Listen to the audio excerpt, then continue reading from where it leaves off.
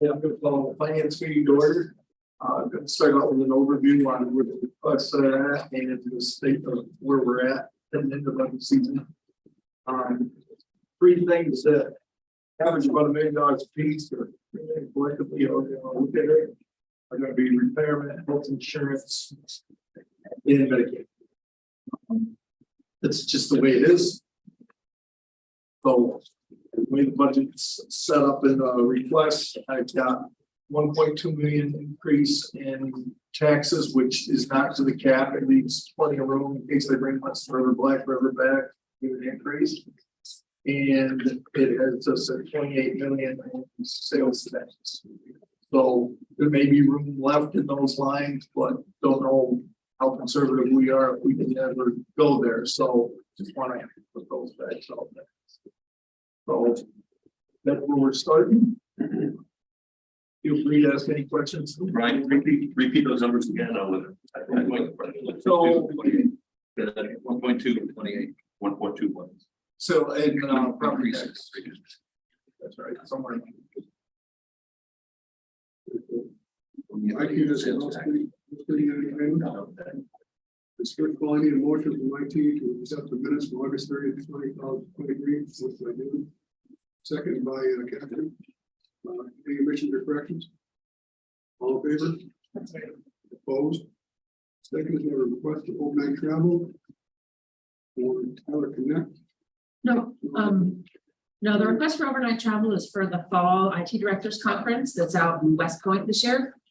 Karen previously went, so we didn't have it in our plan for this year. The cost is only $100 for the whole thing. So West Point there. yeah. So it's not a large expense, but we'd like to have Lanny, the service manager, attend this year. So, like to request. Motion by Sue, do I have a second? Ben and Cassie. Any other discussion? All in favor? Aye. Opposed? Carried. And now we go to review the 2024 budget request.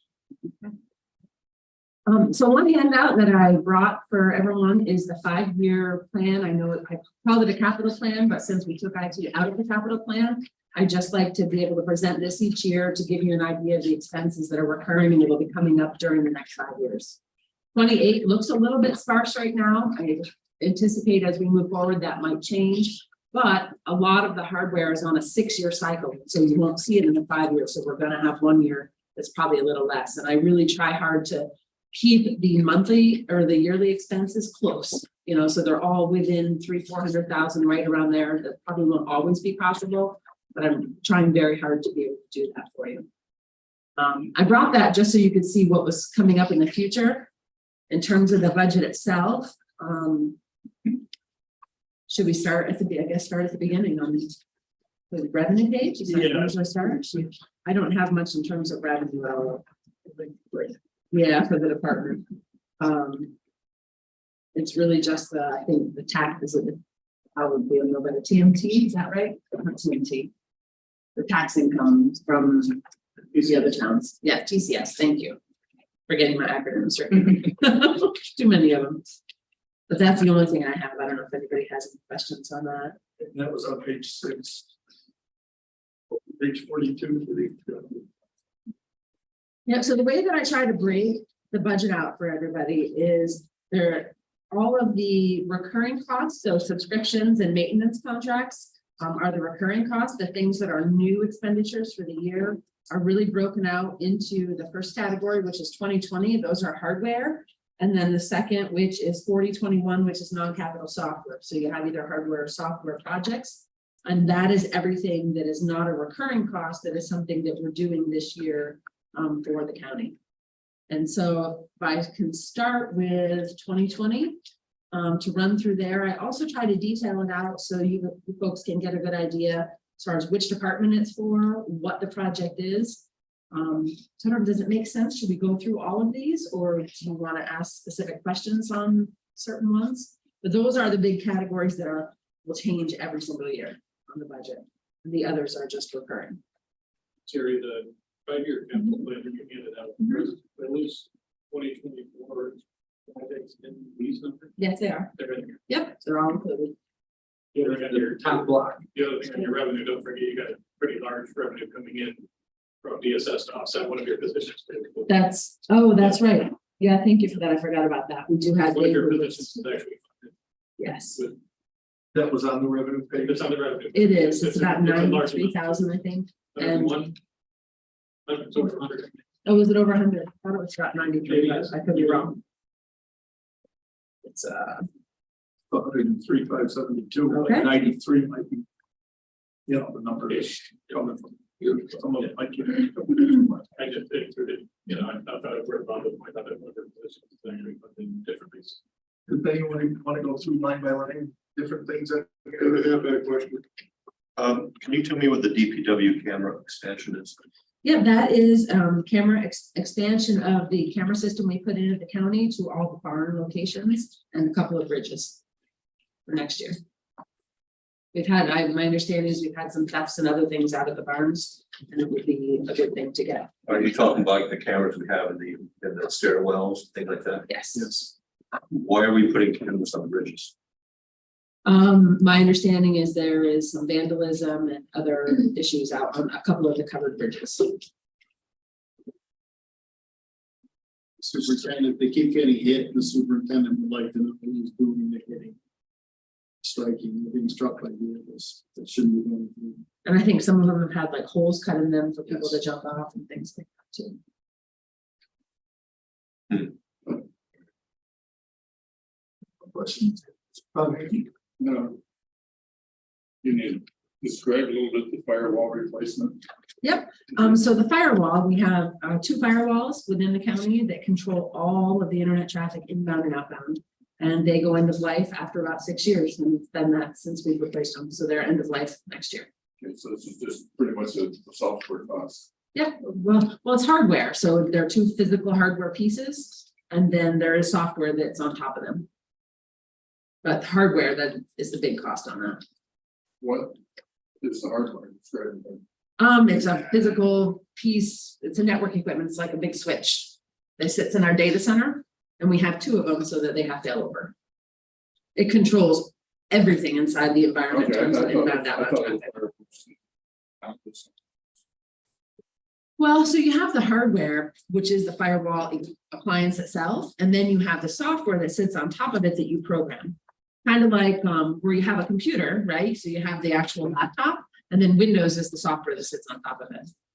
But the firewall is similar. So the firewall is the hardware, and then there's the programming. I'll talk to you out of this format. Okay, We don't need to take care of my ignorance at this point.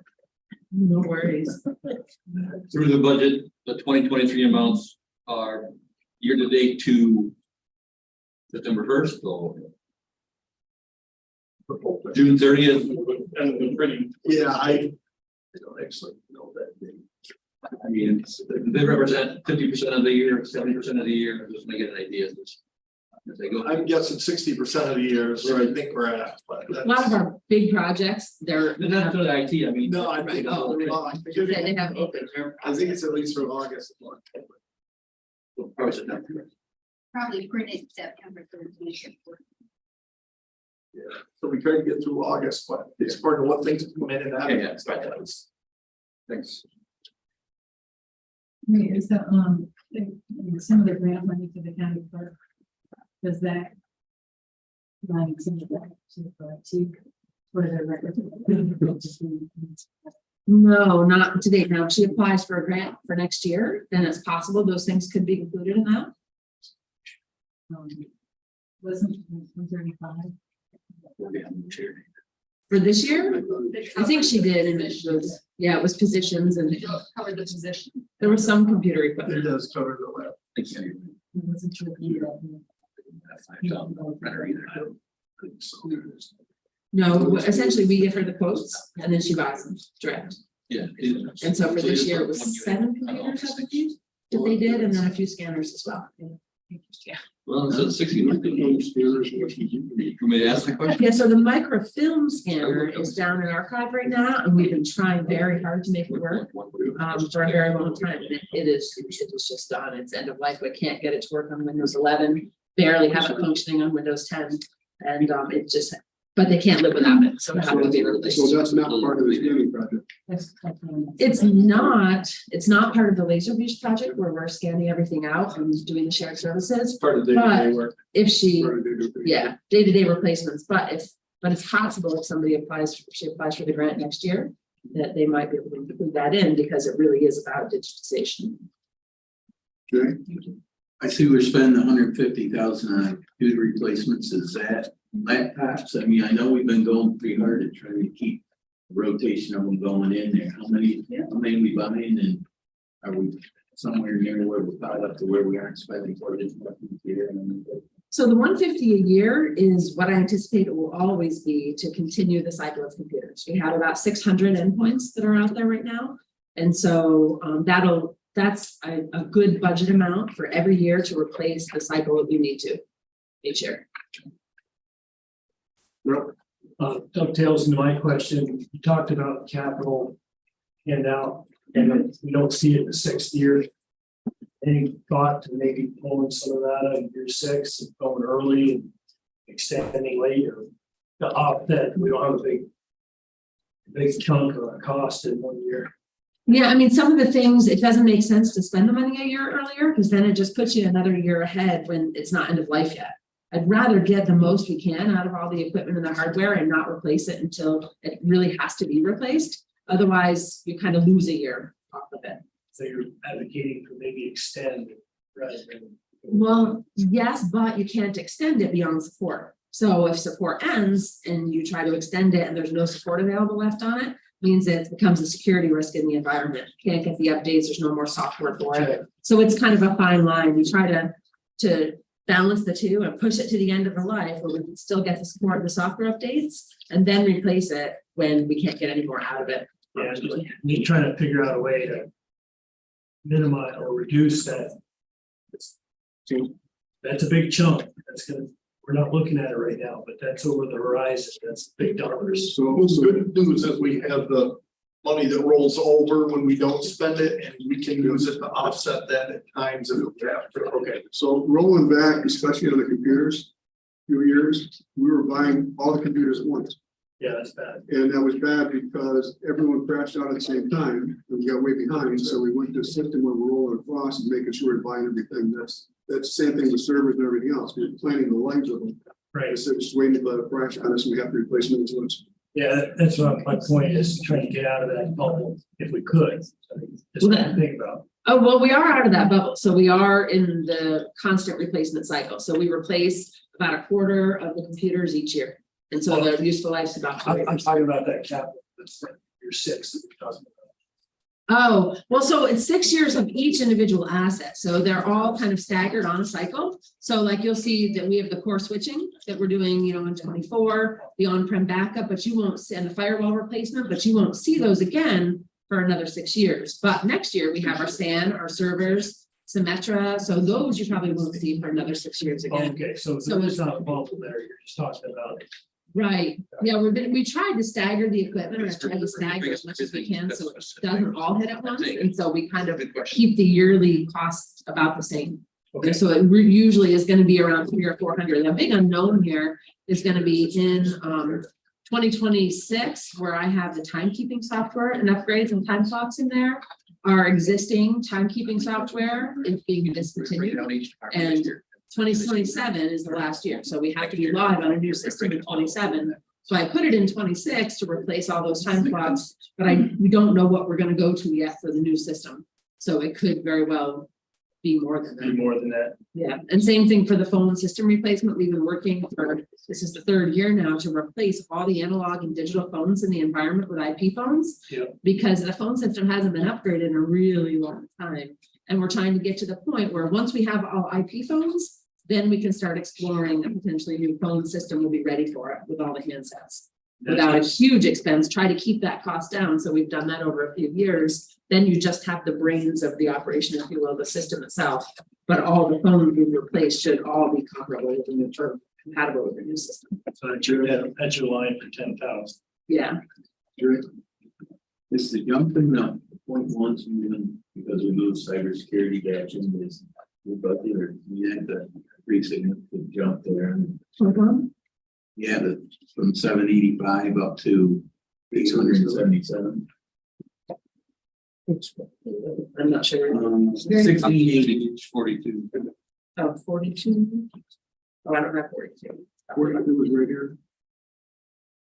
So to the down to 78,000. Oh, the salaries. Salaries, and it's jumped from 785 to 877. Now, that should be the inclusion of the cybersecurity. Yes, that would be the cybersecurity coming back into our department that was previously in county attorney. Also, would that be the reduction of that 90,000 in that one The reduction of what? for the CSS position? That's not reduced in that line because their line shows up in Comes in revenue. Yeah. So they're still included in there, even though they work in DSS. Other questions? Are we just on 2020 or are you talking about? We're on the current year. No, 20, line item 20.2020.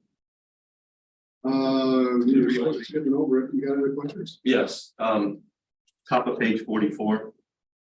I think it would be helpful if like the number of units actually were the number of units, if you have $1,000 chair here. Oh, for the office chairs? Yeah, it's not one chair. But we don't know for sure the cost, but there's about 5 chairs that we need in the office. And we thought about 200 or so a piece.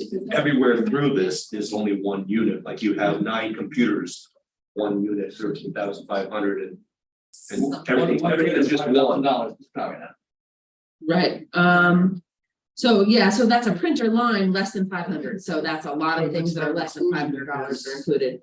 For the chairs, we could, I mean, I could try to divide that out. I just wasn't sure what the cost would be next year when we went to replace that. When normally, if we see in the budget, we're gonna see like number of units, it would be 5, 3, Right. 4.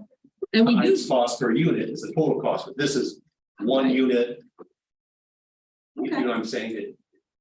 I can certainly try to do that. We do, like with the computers, you'll see I do the same thing with a PC replacement. We put 150,000 in, and depending on what type of computer people get, if it's a desktop or a laptop or a high-end laptop, you know, if people need rugged laptops, the cost per unit varies.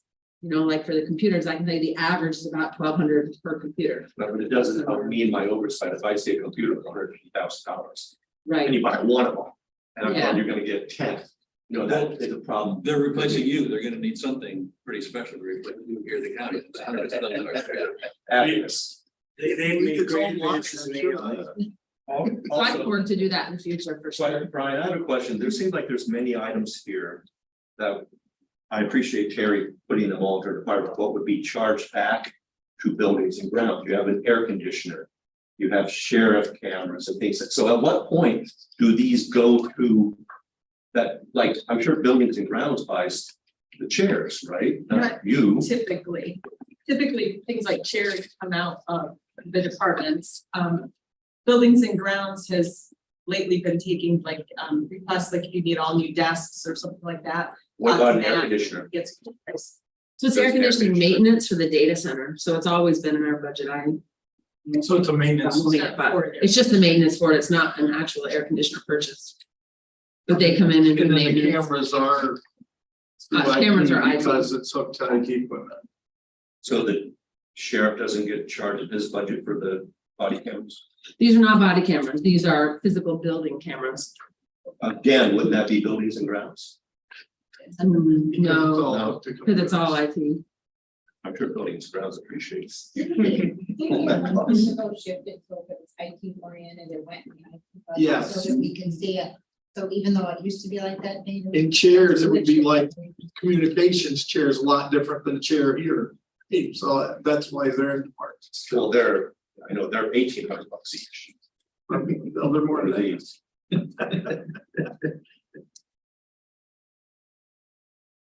Any questions? I think overall, if we look for expenses in IT, it goes up less than 3%.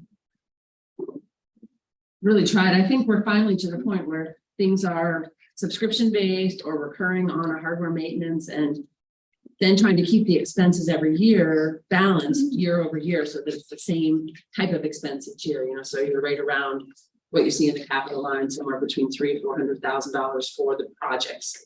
And try to keep them balanced each year so that you don't have huge years. The CAD system or the CAD and RMS software is something I didn't put on here because I don't know that it necessarily belongs in IT, but it certainly is part of the capital project and something that's a real issue and will have to be addressed over the next couple of years. But that's a huge expense. I mean, it's probably $1 million to guess. It's not the year for that. No, I know. I just wanted to note that out of the $201,000 increase in our budget, $154,000 is salary and fringe, so I think it's a really good job. Overall, because the salary and fringe is what it is, right? So for, 62,000 or 47,000. Where she did quite a bit with it, so I think it's a good time. But remember, part of that pocket thing from. That's what I'm saying, I'm taking the salary and fringe out of the equation, and it's a very minimal increase, so I think she's doing a lot with the living. Yeah, given inflationary. Yeah. That's his hardware stuff. All right, anything else? David? Annual travel plan, is this IT department? Yes. First, you need to start. Okay, because you're already over the budget in the 2024 request for travel. Right, you've got $2,000, but the very first page is 2,850. So you're already over the budget. So the initial, the one for Lisa, she travels and we share the cost with the treasurer. And then the other ones are very minimal because there's not a lot of cost involved. And those are included in your. Those It should be included in there. At the very top of page 46.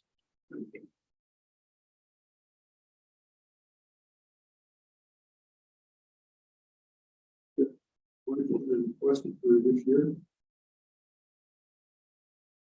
I don't think that's anything. You got cyber, IT director's training. MW training. Yeah, so, yeah. Travel would be like, so your budget travel, it's the travel, not the cost of the trainers, that's something different. Right, so the only. On 950. Okay, all right, I coding. Okay. Sorry. Won't do that again. Okay. All right, anything else? I've also had a request for a new position for next year. Oh, yes, I do. I have a request for a project manager / administrative position. Our department currently has no administrative position. Paula, who's part-time, has been fulfilling that role and helping us with purchasing and all of that. She's retired, she came back part-time and she's probably only going to be with us for another couple of years. I'd like to keep her longer and have her stay forever, but I don't think it's going to happen. But we are just a bit overwhelmed with the administrative tasks. And I struggle with having expensive IT time spent on things that are administrative. So we would really benefit from somebody that could help us with project management, be able to help us with the administrative pieces of that, asset management, purchasing, payroll, and all of those things to take off the shoulders of everybody that is technical inside our department. So we can focus on tech and they can help us with administrative pieces. So Joanne, That was 50,765. It's not budgeted for us. So it's Are all the personnel requests not budgeted as of yet? none of them are budgeted. okay, that's what I thought we were, like last year, for the first week, what do you think? Okay. Anything else? Thank you all, good to have, good start in the first one. Thank you all very much. Yes. That, I guess you're it for. Ag. Debbie's not here, I'm second the list. Brian's third, you're fourth. There you go. Right. 40. Good day, all. Brian's got Big both. match here. You want me to handle both? Come on. We got defense and we're not prepared. Didn't know I had homework. I know you can make this. Okay. You just gotta say, I take it easy. Well, there's a low bar here. you take total order. Watch it on Here's Facebook. your- Welcome back, man. We're gonna hope you make you feel good anyway. Excellent. You got it.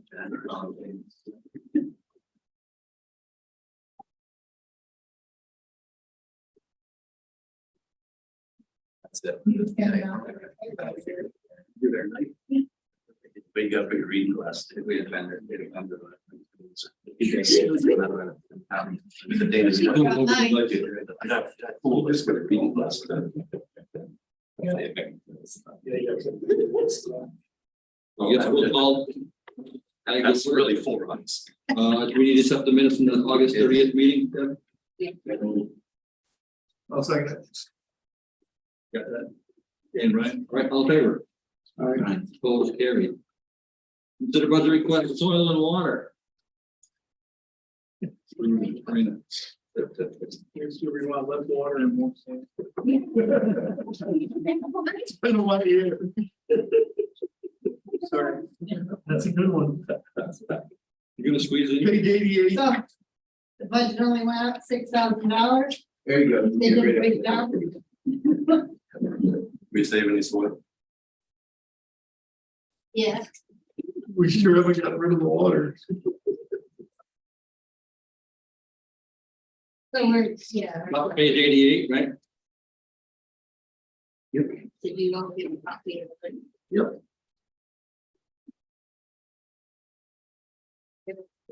There you got the cash to be done.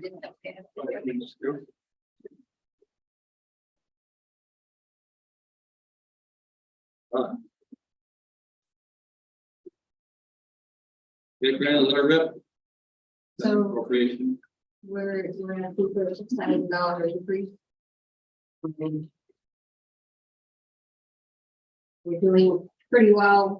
We did, as you can see, we didn't participate in applying for any planning grants that would be bringing income in for 2024. We closed out a couple.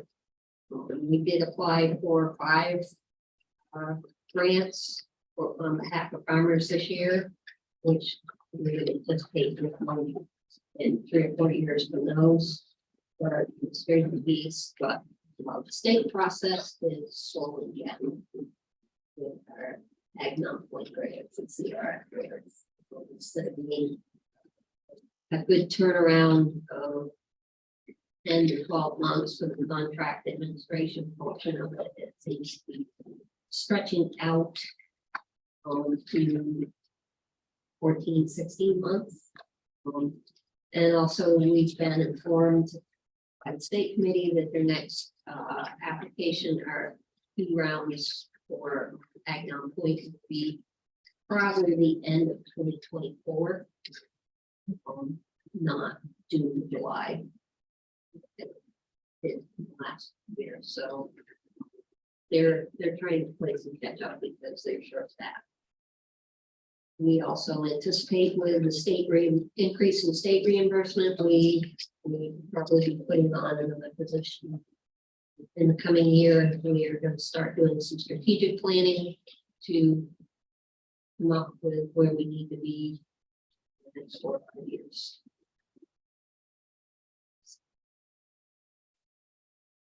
Any questions?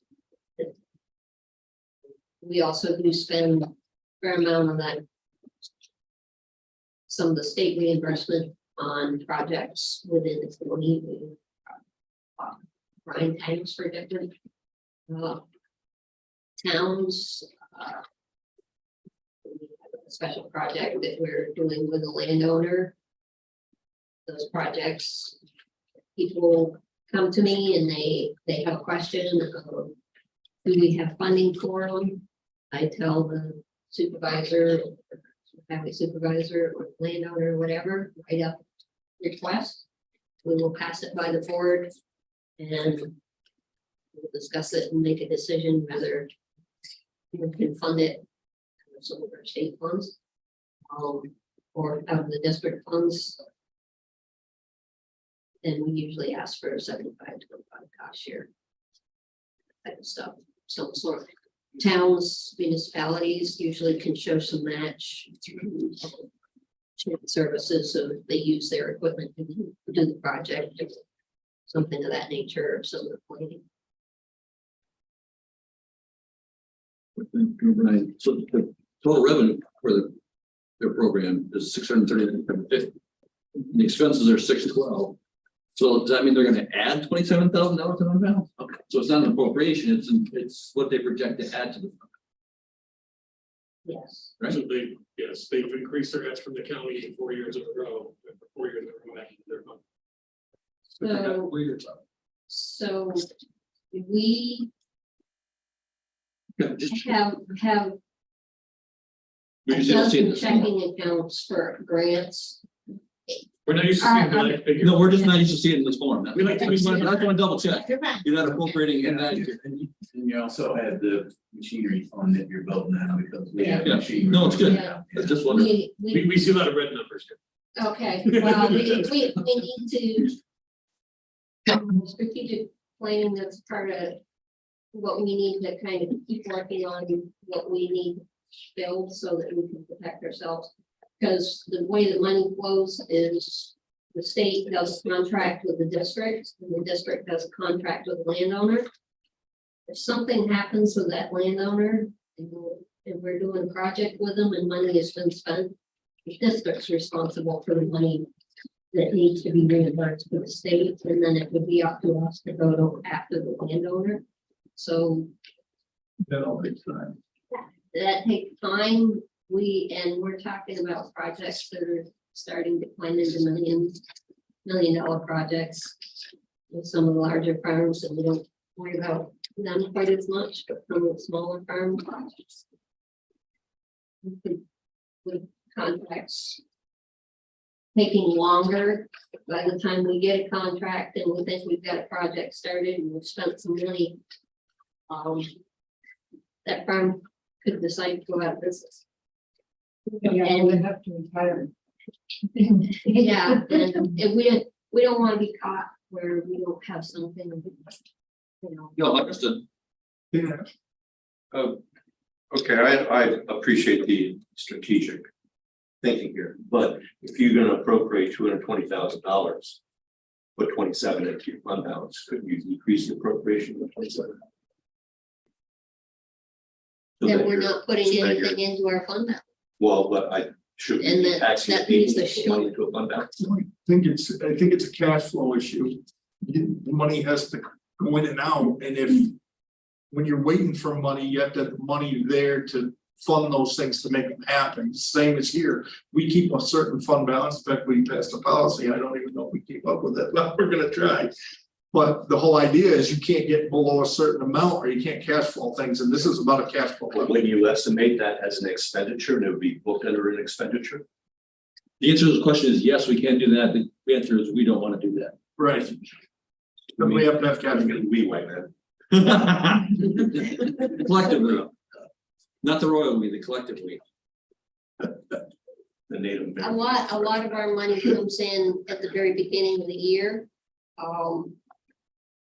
And towards the end of the year, we do end up kind of cash flow short, has in the past. This year, it doesn't look like we should be in too bad position, but when we close out a grant, we usually have to wait for the payment. And a lot of times when we're doing these grants, we're the last people that get paid. So out of a grant. So if we applied for a grant 3 years ago and we put 3 years worth of time into that, and we anticipated we were going to get paid $15,000, we don't get that $15,000 until that grant is completely paid out. Everybody else gets paid. And You then don't we have a get paid. contingent line in your budget with that 27, would probably be better off at contingent instead of just. Well, when we talked with Al, this was guidance we got, we need to continue to build our fund balance. Okay, I've just never seen in a budget where you appropriate money that some of it's meant to go to a fund balance. We're not used to seeing that. Doesn't mean it doesn't need to happen, but you're right. What should it be? Well, you don't normally put Don't it, just leave it to your fund balance is what you did not spend at the end of the year. But if you're going to plan to, We To get use that confused by it expenditure. too. Yeah, So that's why I'm yeah, asking. it just got depleted too far, too fast at the time, and now we're trying to catch up. Any other questions for Yeah, Brandon? we were $50,000-$60,000 in the hole that night. They've got some periodically recurring equipment costs there too, with the cedars and this sort of thing. And we're on our scale, we'd probably put it into a capital project. Here it's just being carried as fund balance, and then you're not all of a sudden having a huge uptick in appropriations every 7 to 10 years, whatever it is, we have to buy new equipment. We just replace that, run through that. Big hoorah about where we're gonna get money to do that. This solves that problem. We do not be in that position yet. Right. We're good. We're good. Thank you, Brandon. Brian? The other Brian? The Brian that would like us to get one. I don't want to follow. I'm asking about that.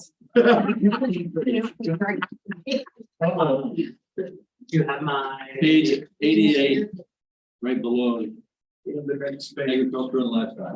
And handout page. You're the handout page. All right, so overall, asking for a 3% increase, looking at the 2024 budget. Our federal dollars are dropping from 16,000 to 12,000, so $4,000 cut there. For the last 2 years, for the first time in over 30 years, our state money increased from 68,000 to 76 this year. That's usually a fight between the legislature and the governor. So we're never quite sure. The governor puts us in for level. The legislature back and forth has added money the last 2 years. We don't know if that will happen for next year, so I pretty much put it in for level. Fringe benefits, that's just a number. New York State pays all of our fringe benefits, so it's an in and out in our budget. The county appropriation, you see at 3%.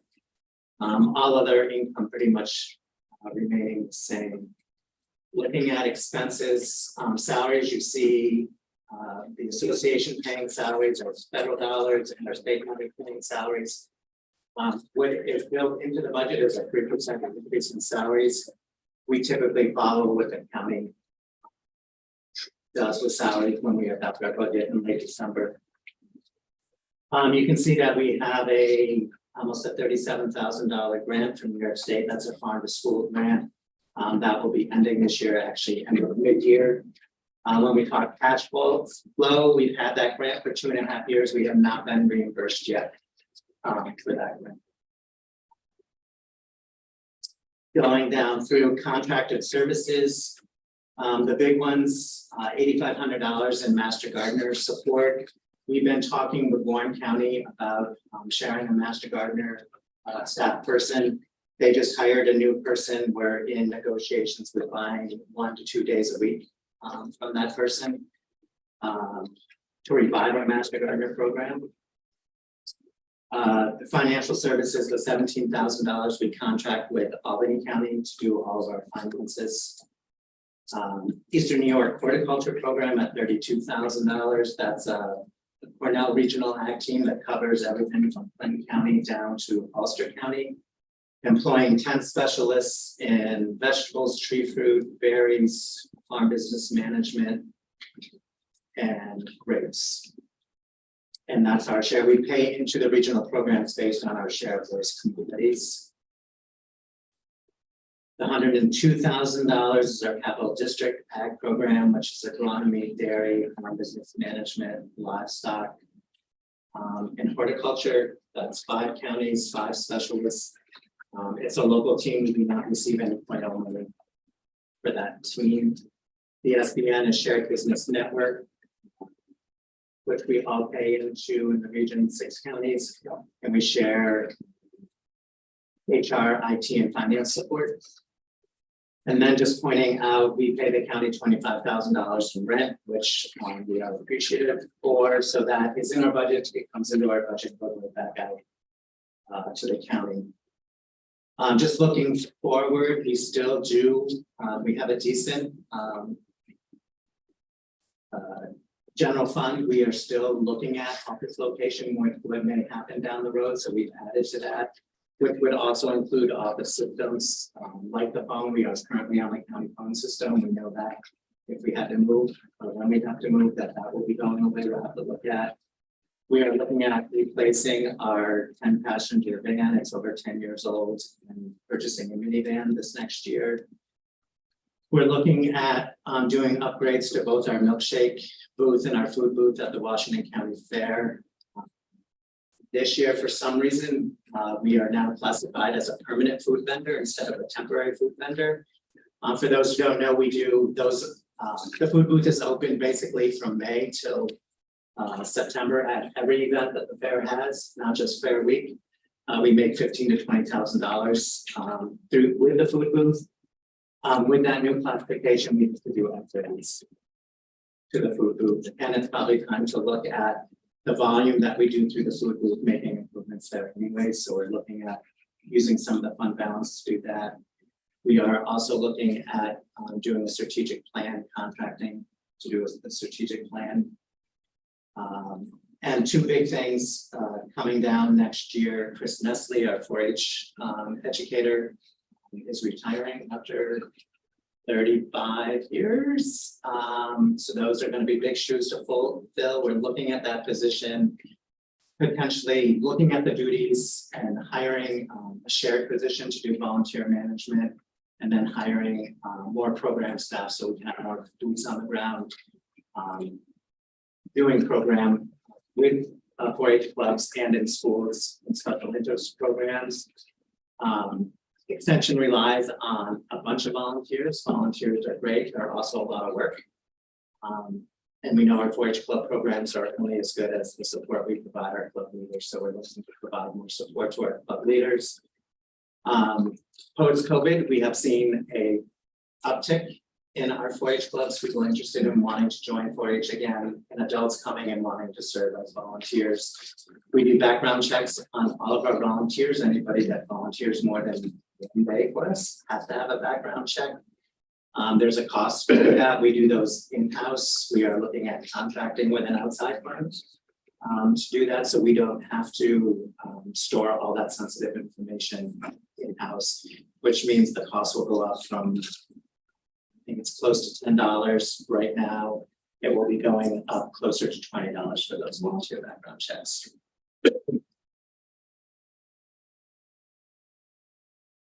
Any questions for Brian? Mr. Ranky? Two things. Number one, on your this sheet we handed out, where's the food booth income? So that this is our operating budget. We don't show the food in, we don't show it on this because we don't use, we'll see it in December when we you'll see it, it'll show up in things throughout the year as awards and prizes, trips and tours as we spend the money. And then we do a transfer from those designated funds to cover the operating budget. It's kind of voodoo. Yeah. Well, so if I were to do a print out of everything, it shows up, but we don't typically put them in our month-to-month financials because it skews the budget, because we don't use the food booth money to cover salaries. We don't use it to cover mileage. We only use it to cover awards and prizes and trips and tours, 4-H curriculum. Okay, I can buy that, I just didn't know where it was going. So if I were to do a balance sheet, it would show up in our designated funds. And your bankrupt there, is the sheriff's doing that now? Who's doing? No, so we do those with Choice Point, which is a national firm that Cornell has contracted with. So it's sufficient. It's a little strange. You put in the person's information and literally, you know, a minute later you get back the background check. So we're not really, it's approved. We're not really sure how accurate it is. So we're looking at a firm in the Capital District that both Schenectady and Albany County and Saratoga County are contracting with.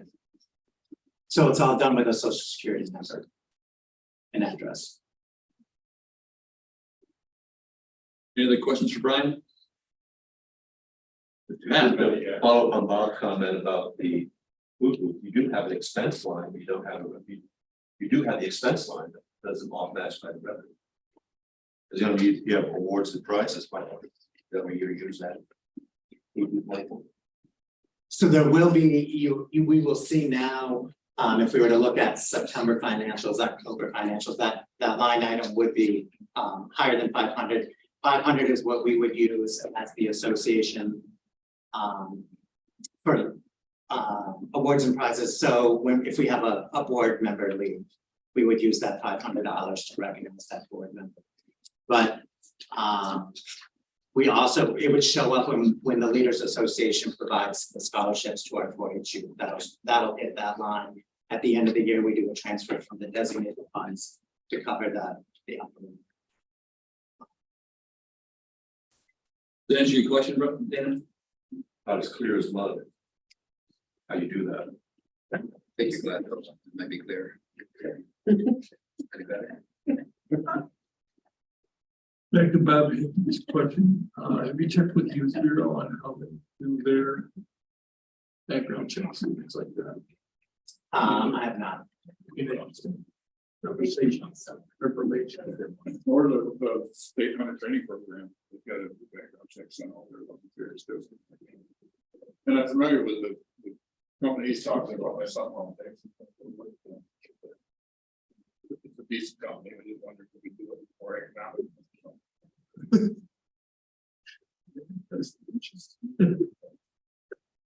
That's disclosure also. You don't have got his position to do on you. They think that. Yeah. Laura. Planning, tourism, economic development. We're gonna start planning, Let's start with tourism. tourism, Tourism, page 16. 1678.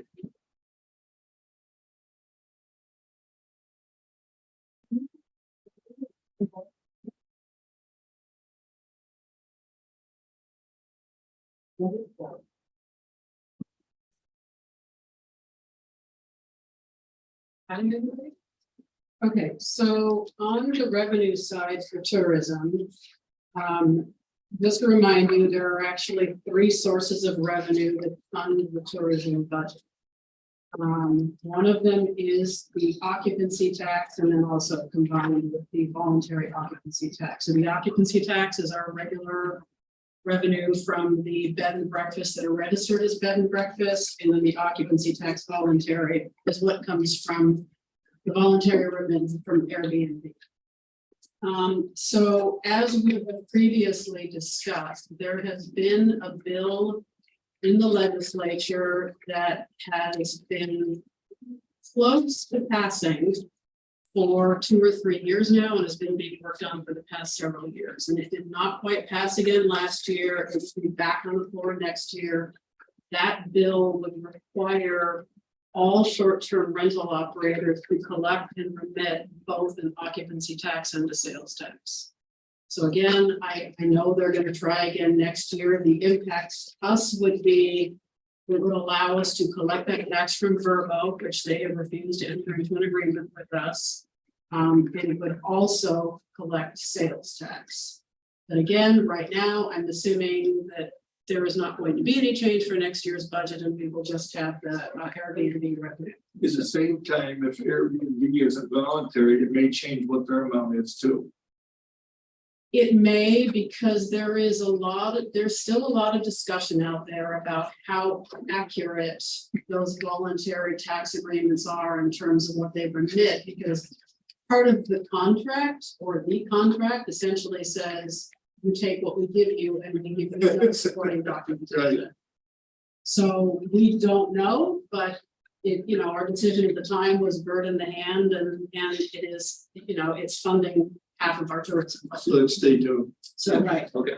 So I am anticipating it will be approximately the same for next year. We are on par right now with what we were last year. We're a tiny bit down, a couple thousand pretty much, but I'm assuming it'll be essentially the same.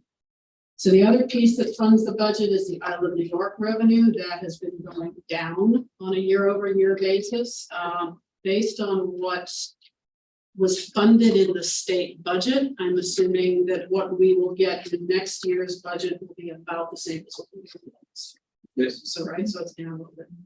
And then the remainder of the $200,000 tourism budget comes out of general funds. So about 100 of it is occupancy tax, about 50 of it is state, and about 50 is general. And again, that's exactly the same as what it was last year, so I'm not anticipating any change. Okay, page 78. Which would be expenses, so, again, we're going to do what we have done the past several years, which is we will do a presentation in January. That talks about the programming for the 2024 year, it reviews the 2023 year, but the regular tourism budget is unchanged at that 200,000. The only thing I changed in here is, as you know, we had an original set aside of 600,000 out of ARPA funds to help promote tourism budget over the next few years. We had moved 225,000 into the budget year to date. We still have about 80,000 left. I think we're going to spend most of that down by next year. So I believe it can be done now, or it can wait till January after the tourism budget presentation, but we will likely be asking to move the next 200,000 at some point next year. So that's just a placeholder. So other than that, the tourism budget hasn't changed. You'll see all of the programming and your engineering. So none of that is represented in the budget at the moment that we're gonna move in. Is that what you're saying? Well, correct. Correct, yeah. So any funds that are left over from the 80,000 that currently remain I would ask to have them move into next year's budget if anything does remain, and then probably look to move the next 200,000. But we can decide that in January. I just put this in as a place marker so that you know that.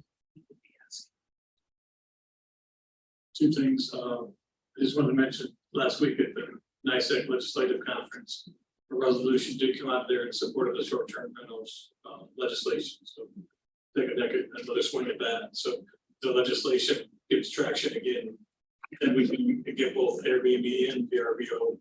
That may be a game changer in the number, but so we did send a resolution of support out of that committee last week. The other thing, good news for the budget officer, you've got the $200,000 expense, and you get to put the $200,000 revenue. That's the best. Yeah. That's why I asked you. So you can either leave them both out or put both in, dealer's choice. And it might be smartest to leave it out and then when the plan is, Yeah. move over the money, so I think we can. Do that. I can take it out. My primary concern is I need budget dollars in the budget right now to pay January bills, but we have that through the regular $200,000 tourism budget, so we're fine. It's just the extra ARPA money. Again, doing that in January. If you come as early as January, February, if that happens. Right. Yeah, we just need to be able to operate in January. That's what my question was coming, Like I said, either works, so. Any questions for Laura on tourism? Very good. Okay, oh, sorry. Yeah, okay. So, then this is the place to have a discussion about any extra person in the tourism thing. That's what's on there. Are we going to planning? Unless there's any more tourism questions, yes. Yeah. They got your horses. Okay. So planning revenue is on page 19. So essentially, planning is funded by county general fund, so we don't have any revenue except through grants. So what you see on there stating for planning studies, that is a line item where the grant that we have for the trails grant goes in. So that doesn't fund the regular budget. That's just part of that trails grant project with Whitehall. And then the conservation programs is, let's say. So basically, there isn't any revenue. That is long range.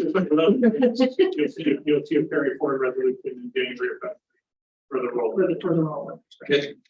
Okay, so on the expense side, so on the regular planning department expenses, I have changed nothing. A couple of dollars shifted here and there, but the overall budget is the same. Not expecting anything to change there. However, there is going to be an ask. I have and we were all told not to include personnel change requests in the regular budget. So we asked, we'll go in to do two things. Firstly, as part of the IT budget, I requested some additional software, which is some business analyst software and the ArcGIS mapping software that is currently housed in Real Property. So as you may be aware, there were some issues around getting what we needed to get done to do all of the work on broadband and some other things. In addition, that software has the capacity to generate a lot of data that we currently can't get through Real Property. So our current planning staff has the education and training. They've been vetted by the software vendor. So we've asked for a software license, and it will also require an upgrade of her computer, but the computer was actually on the schedule to be released next year anyway. So the net effect of that is maybe a couple of $1,000 increase, and that was put into the IT budget. Because there is a change and an increase in responsibility, I've also asked for an increase to the planner salary. There are actually two reasons for that. When the planner was moved from, the position was originally set as a grade 13. It was moved from grade 13 to a straight salary position the year before last. That change occurred when the county did a major overhaul of the salary structures. Basically, it added, I think it was about $2 an hour to all of the graded jobs, and then it added a flat fee to all of the salary positions. The request to change the position had already been submitted, and I was not aware that those discussions were going on. By the time I was aware of it, I was advised that it was too late to change it. So again, it's kind of a fix of something that should have been addressed a couple of years ago, added to the fact that we are adding responsibility to the position. So I've requested another $3,600 increase to that position. So you're looking for an increase of that position plus a new position. Right. And these are all going to be cumulative, that Danielle's going to bring it to us at some point. Yes, Towards the end. the planner position is a $3,700 increase. That was Okay. required. Gotcha.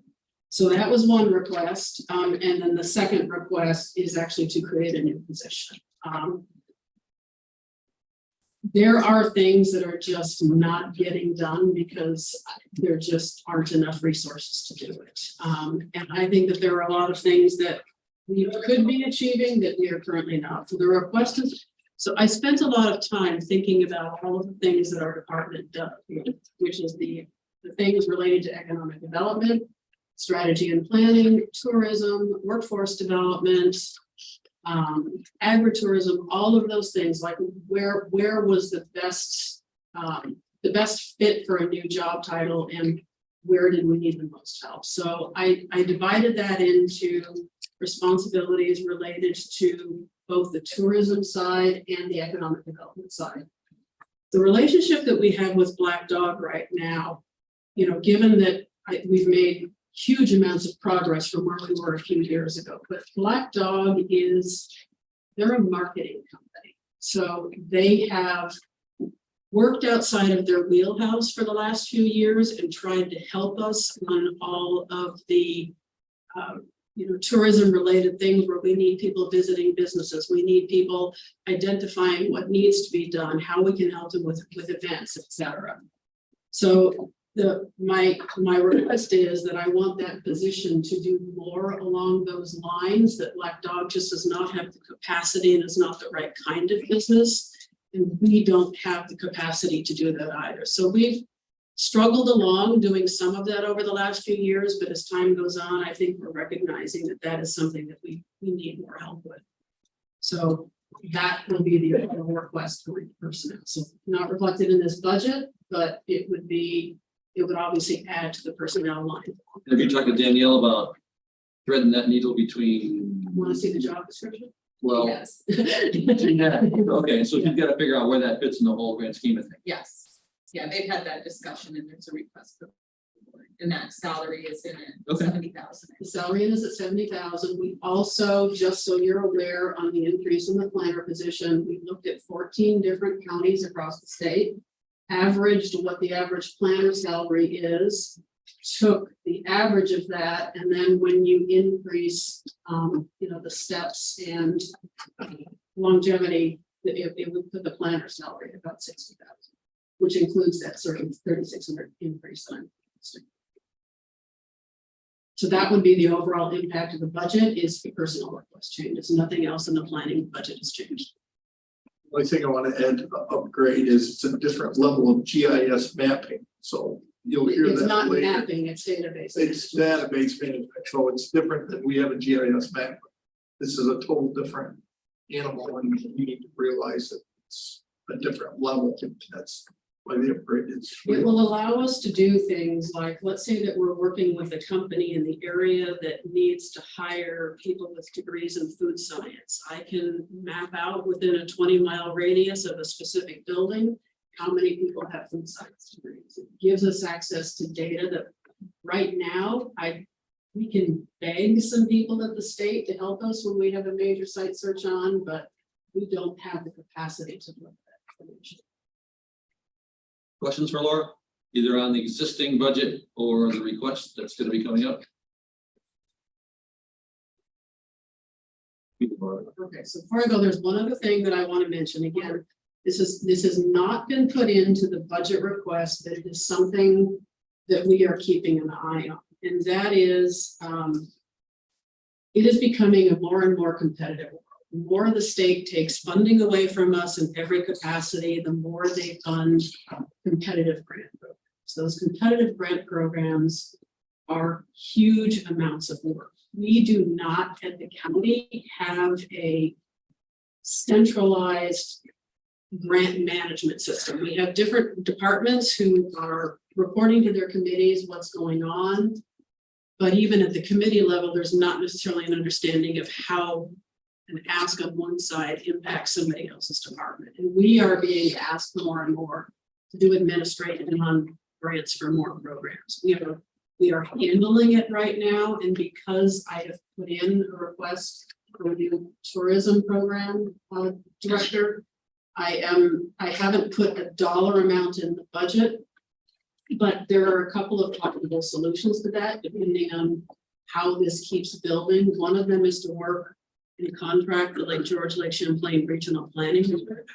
So for grants that come with administrative costs that allow that, I mean, that's easy. You can retain somebody to do the admin. Problem with the grants, they don't come with funding for admin. So it would be possible to contract with them on a case-by-case basis to help with grant administration, for which we could either put a dollar amount in a budget somewhere, or we could, on a case-by-case as they come up, ask, right? So again, I don't have an ask related to that. I just want the committee to be aware that that's becoming a bigger issue, and at some point, is going to become. Would the majority though come with admin in them, especially from the state level? They're It's half and half. I'll give you an example, the sand grant that's going to the highway bond. It's a huge amount of work. It's $100,000, which helps the county's bottom line, but it's a huge amount of work. There wasn't any place else to put it except with us. So again, we will take care of it, and it will bring that $100,000 to the county, but as that happens more and more, we just won't have the resource to do it. The bigger departments like public health, or they have internal resources and are familiar with their own grants. It's more the one-off. That's from a county perspective. How many a year? 5 or 10? Probably 5. And half of them will have admin and half won't. No, they will all have admin, but some of them will allow you to put admin in the reimbursement from the grant. So half of them won't let you. And that 10 grand. We're trying to be the norm and now see if it's the exception. Okay. The admin funds are drying. Again, it's just putting it out there just so that people can eagle eyes on the fact that that's that's probably not gonna get better or easier anytime soon. Any questions for Laura? Yeah. That's good. You gotta turn your face. Do I? Where I was just doing it.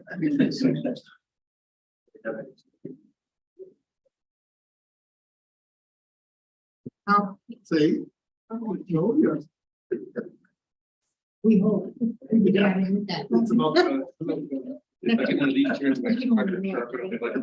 right, we'll call the government ops meeting to order. First thing up is we need to accept the minutes from the August 31st, 2023 meeting. Moved by Dave, seconded by. Yeah, anybody got it? I think it might be. yeah. I think so. Okay, I'll second it. I'll second it. I can second it, just see. Any further discussion? All in favor, say aye. Actually, don't say yes. That's straightforward. Can I say? That's what I'm looking Meeting I wasn't here for? Did you readjust? You watched it on Zoom. I was. What I'm looking. I was watching on YouTube. Can you tell me? I can second it, and then we vote.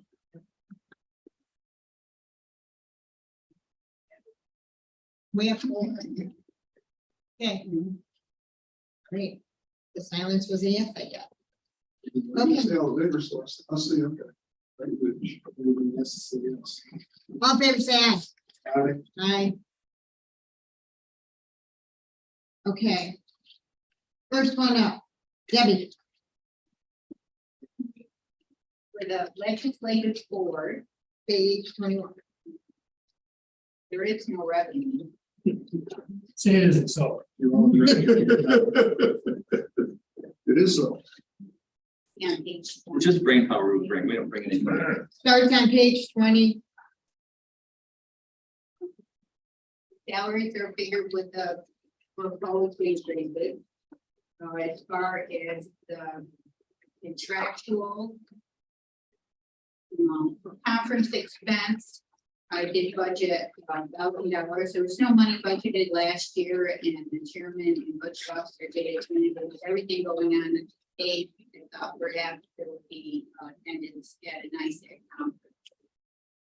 The mileage expense is travel to intercounty legislative committee of the Adirondacks, and they've been using a personal vehicle, but I doubt they will when they go to St. Lawrence County or some of the farther away spots. We're gonna know you out there. Yeah, we go. And the miscellaneous is the basically it's for the intercounty legislative committee and anything else that might come.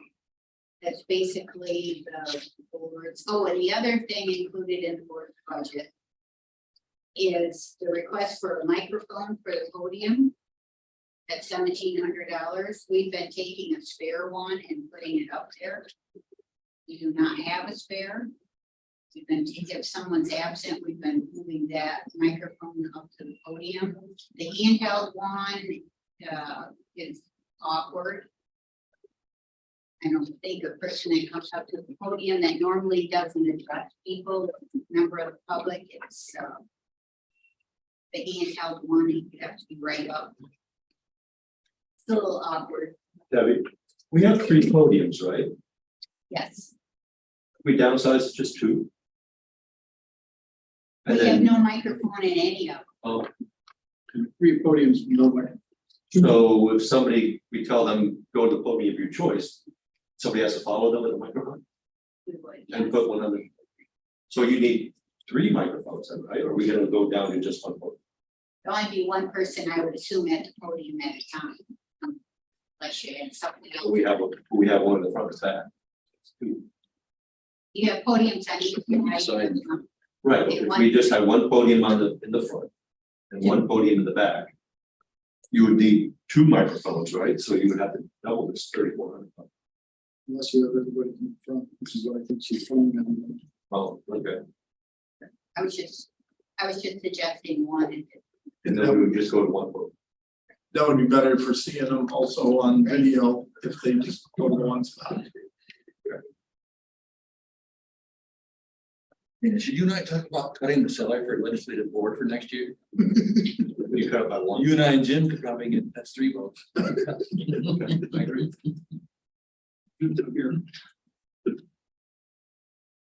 Okay, and clerk of the board's budget. The personnel listed is in there as current staff. But I do have a staffing request. My part-time person has indicated the desire to step down. So I was requesting a full-time accountant or senior accountant to learn the audit process. And I was hopeful that the current temporary part-time person could maybe work for the first 4 months, maybe 40 hours a month to get us through the learning curve. And I don't know how quickly we'll find somebody to fill the position. So I didn't really want to eliminate the part-time person, but reduce that way down to $4,000 and then look for somebody to train as a backup to the audit procedure. I mean, if you're looking ahead, you have a lot of people in that office with a lot of time, senior employees, and it's time to get somebody else trained to do that position. Okay, so in your number, under clerk of the board, right, your Yes, regular earnings, do we need to add money to that? Is there enough money there? there's a part-time person budgeted for half a year. For half a year? So you, Well, the other person that we are hiring, we need a full year for to add if we're going to add them.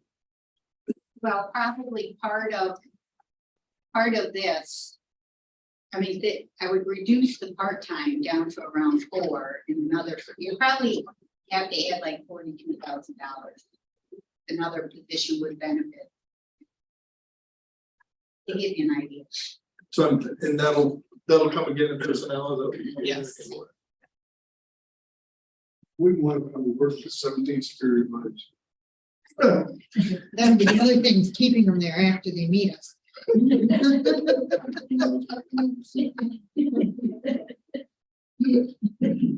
I would hope that when Deb brings the person in to train them, it's when there's a 2-week lull between meetings, so they try to get acclimated before they meet. Well, she can Are try you to going on schedule. vacation? Yeah, I'll even plan that. She can schedule the meetings.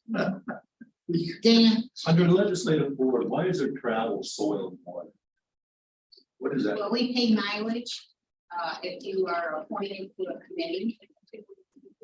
If you're an outside person appointed to a committee, they can file the mileage. And if someone on the soil and water board always file for mileage reimbursement, that's the only one we receive. We used to see someone from the IDA, but that person's gone. But a member of the soil and water board filed. Is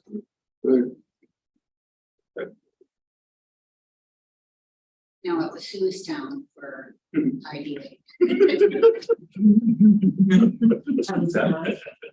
No, not at all. Seth, did it? Bruce Ferguson. Right, it's not our board members, because supervisors don't get paid for doing these Right. things. It's for if It's we appoint outside. somebody else to those boards. Basically. The contractual line is, it's just a little bit less. We don't have to budget telephone. Basically, they're all the same as the previous year. Okay, any questions for Deb? Okay, Get down to next up. Melissa. Her income on page 2, her expenses on page 28, and you have to have additional, you want to request the waiver now? Sure. Do it first? Sure, then we won't forget it. I won't forget it, we'll be honest. As you're aware, there was $50,000 put into a budget line, that was tribal grant money, for the purchase of a new Washington County sign for out front. The request was for that sign to be electronic so that we can put messaging to the public on that sign as well. I am asking for a waiver to the procurement policy, which is just for the installment of the sign. Normally I would have to get 3 quotes. The sign total for the electronic sign, which is being purchased through NICEAG, so I don't actually need committee approval to purchase the sign. Comes in at a little bit over $48,000.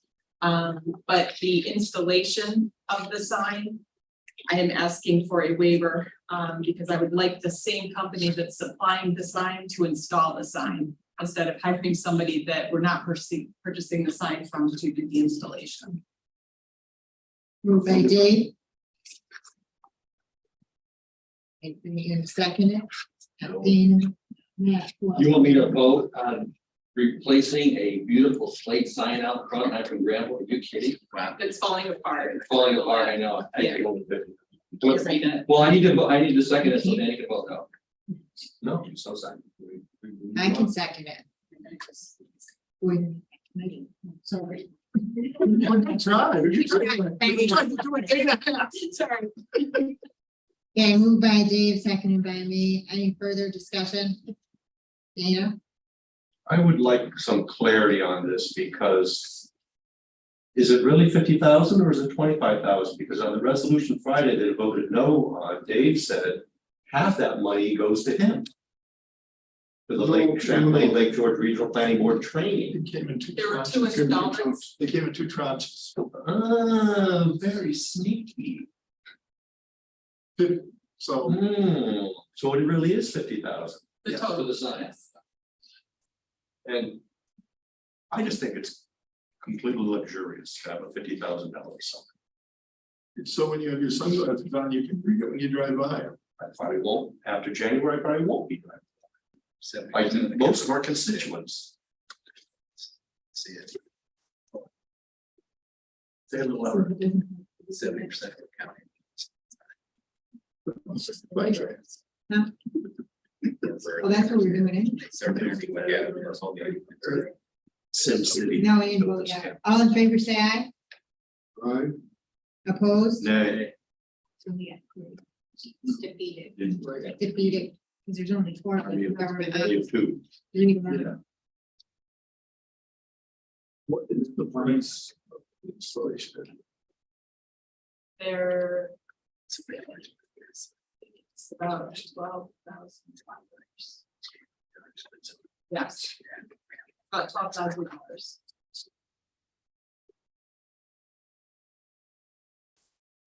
There was another almost $9,200 that we're going to actually do that work in-house. Buildings and grounds and things to do that.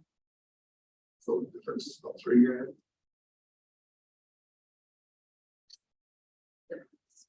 Well, it's the $12,000 that would have to be charged to have it installed by the company. So that's what we'd have to get the quotes on. It's included in the quote. Beth? Am I right on that? No, it's in, I'm sorry, that is an addition. It is an addition. I don't remember. Well, Matt was going to do that part anyway. He's gonna do concrete footers. And put the 2 poles in, but there's other things as far as securing the sign to the post. Has anybody thought about rebuilding a new slate sign with Granville slate? Maybe most that would be donated? Why do we have to go with the new fancy electronic sign? Well, the other problem we've had with the sign out front is that you can't read the lettering. So it just gets discolored. So unless, I guess, we're out there polishing it once a month, I don't know how else to keep that lettering so that you can read it. Right now, it surely doesn't stick out.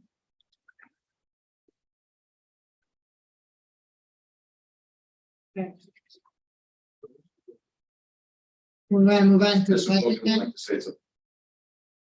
Do people really need a sign? We have a lot of people. They can't find. I don't think it's about finding it, I think it's getting information out. What information could we possibly get out that's not getting out already via social media? Have happy Thanksgiving. Those kind of things. Building Well, clubs. I'm being serious, like what messages are we trying to get out? To the tune of $50,000. It's a lot of money. I would pay it, my own friends. Neither would I. So did you vote yes or did you vote no? I voted yes, because I. Don't do that, Dave. Look at it as though it's your own money being spent. They know.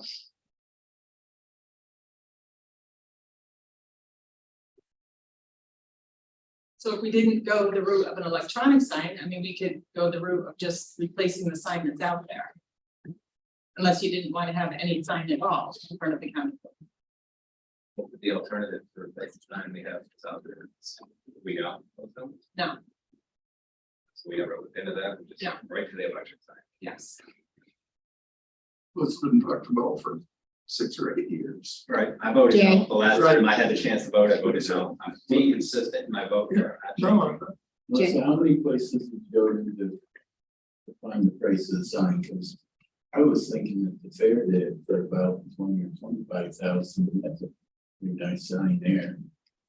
And you see a lot of them like on churches and schools. I'm not sure they're spending 50,000. I don't know. I think every school got one built. Is there a school that doesn't have one? I think the other schools do. And maybe that was the price without the installation on it fair, but I was thinking that in the budget it was like.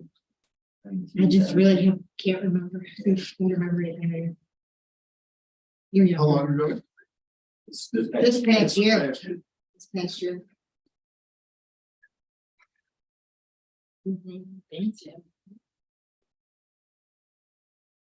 All right. Well, I guess let's come back to us with more information. We'll go on to the budget. Okay, what would you like me to get? I guess they want to know if you can check with other companies to see if there's other possibilities. That's less than the 35,000, because that's what it was. The sign is 35,700, and then of course, then the extra cost of the installation of the sign. So that's where you got the total. Yes. So the total was 48 with the. Yeah. Okay. I would like to see something that's non-electronic.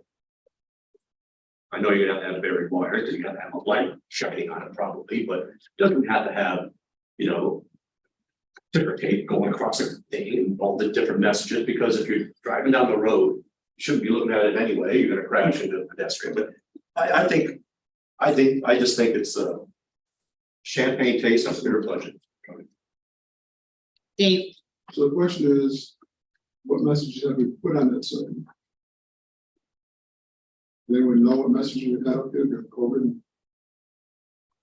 We had a sign park, we had the one on the cart parked out there, remember, telling when the vaccines and all that stuff were going. So far this year, from my recollection, I've been coming in every morning, that one's been up, the sign's been on the corner. And it was announced, car seat checks, rabies clinic. You can put one of the satellite DMV offices around there. Yes. Yes, and things of that nature. I can tell you that when attorneys have come to visit me, I use the McDonald's as a reference. And they've missed it. Why couldn't it They just had say this attorney, Washington that's kind of County? forwarded, but Washington County. the current signs, there's a tree there and stuff to see. Now, whether it needs to be electronic or not, I'm still waiting. Electronic is you can change the information instantly without going outside. Don't have It costs information. it The only costs less information- to change the information if you do an electronic. The only information is who we are. This is Washington County campus, 3 Broadway. That's all you need to know. It mentioned events and mentioned rabies and other things and vaccines, different information items getting out there, so that was done. Isn't that important to let people know there are rabies clinics? Only the people that drive down Route 4. That's it. Yeah, but if you're driving down Route 4 to find the rabies clinic, it might be detected. Chances are you probably found it on your phone. All you need to know is find out where it is, the county campus. Sign just says Washington County campus. most of the calls I get are which building is which. Like, where's the And we've DMV, tried to label where's those. the court? You're gonna put that on an electronic sign? No, I'm just saying that. Done that already. You were making a comment, I was just making my comment, that's the biggest thing I get questions on, people don't know how to find it and then where to go. But I don't know how you fix the where to go. I can't find everything. So the budget for county admin, the revenue is on page 2. Which I don't have any of. There's none, I was gonna say that, and so then we wanna go on to page 28, I was gonna say, so you don't need to turn there, because there's nothing there by zeros. Page 28. Which starts with my point ones and goes into the benefits. Of course, there's an increase there. Telephone has gone into IT, so I don't have any telephone this year. Continue to have the telephone for the on-call for youth, county attorney, public defender, DA, that's stayed the same, $2,000. Postage has gone down a little bit. Has really changed too much. Into the contract expenses. Copy your maintenance contract, labor negotiations. It's the first of a 3-year contract with our labor attorney. Dues and subscriptions, the same. There is a $500 amount that's put into printing. That's for that Dear Taxpayer letter. I continue to put that in the budget until, or until you wish to not have us put a paper Dear Taxpayer letter together. We'll continue putting that in there unless you want to go electronic and just put it on the website. But that costs about $500 for 30,000 letters to go out.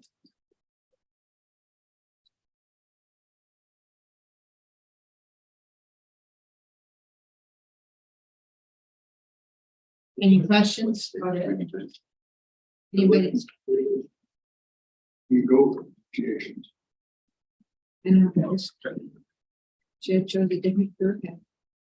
I don't think I had the patience for that though. Any questions for Melissa? Well, what's the breakdown on the labor negotiations, so you get next hourly thing, is that some kind of? Beyond the flat fees, you know, your flat fee is flat fee. Yeah, that's for things that he does for us that are on top of the normal labor negotiations. If we need him for other things, he has an hourly rate. Such as. They're all under 18. BOA paid. Trying to think the last time we used them for anything other than. There are times things come up that could be even employee related. As far as disciplinary or termination that are not included in the negotiation. And also any perv appearances or arbitrations and things are outside of this one. Is that outside of normal? That's outside the flat rate. The flat rate includes negotiating the contracts and doing basically, if like there's a grievance or something that goes to arbitration, to the perv hearing, it's outside of that. Okay. Sam? Have we ever considered putting it out to bid to somebody else in? I mean, you know, the service we've gotten in the last couple of weeks out of it hasn't been exemplary at all. And we had a meeting here that we brought down to discuss one thing, and we were supposed to have been here, we didn't show up, and we found out he had COVID, we didn't call to tell him that we were going to meet. So the chairman was here, I was here, we had public groups here. So I think that in that particular case, that was the buildings and grounds meeting. Yes. And whether or not, I don't know if Matt reached out to the labor attorney directly, or if he just sent electronic invitation. I don't know. I thought I If saw a that was response to the letters from the attorney saying it's going to be here. Did he? You know, before, I went down before he got COVID. But the fact of the matter is that, you know, we sat here and some things that we wanted to get accomplished, we didn't get accomplished.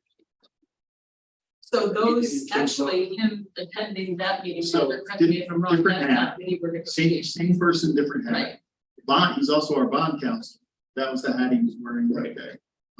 But he wears 2 hats for us. One is the labor counsel and one is the bond counsel. So I guess my question goes back to either happens more. Right. Is there, you know, have we ever done it?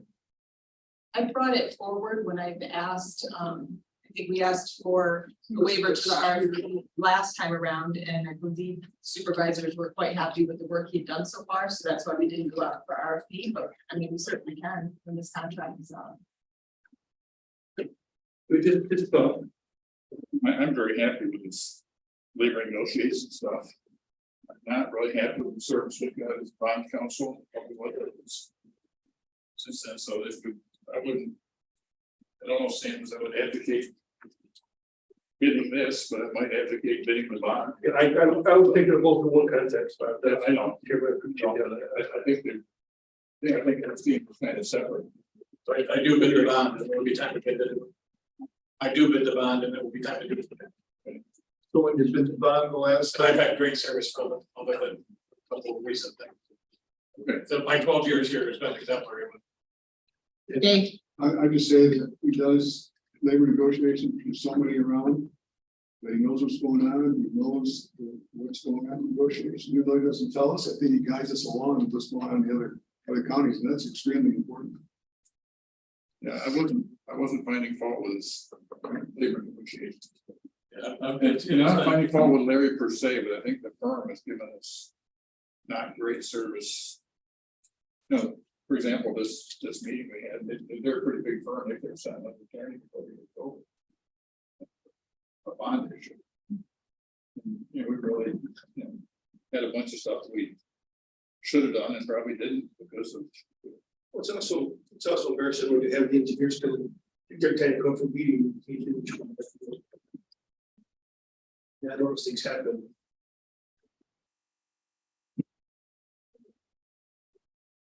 any other questions for Melissa? And I do have a travel plan also that was submitted, and that just includes the 2 NISHAC conferences, one in the fall. Possibly, one night for the legislative. We're going to attend more of that. And there was one staff request that was submitted to the personnel officer. And it was for the purchasing coordinator, just to increase that grade from a 15 to an 18, which is a cost of about $7,300. That is a purchasing coordinator has taken on a lot more responsibility over the years from what it used to be, which was our part-time purchasing coordinator.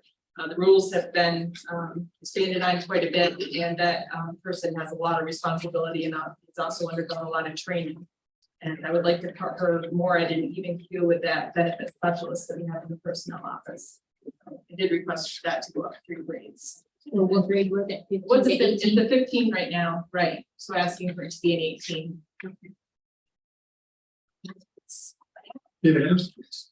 Can you expand a little on the cell phone destruction? Well, I can. So the cell phones that are not in use anymore are supposed to be turned into county administration.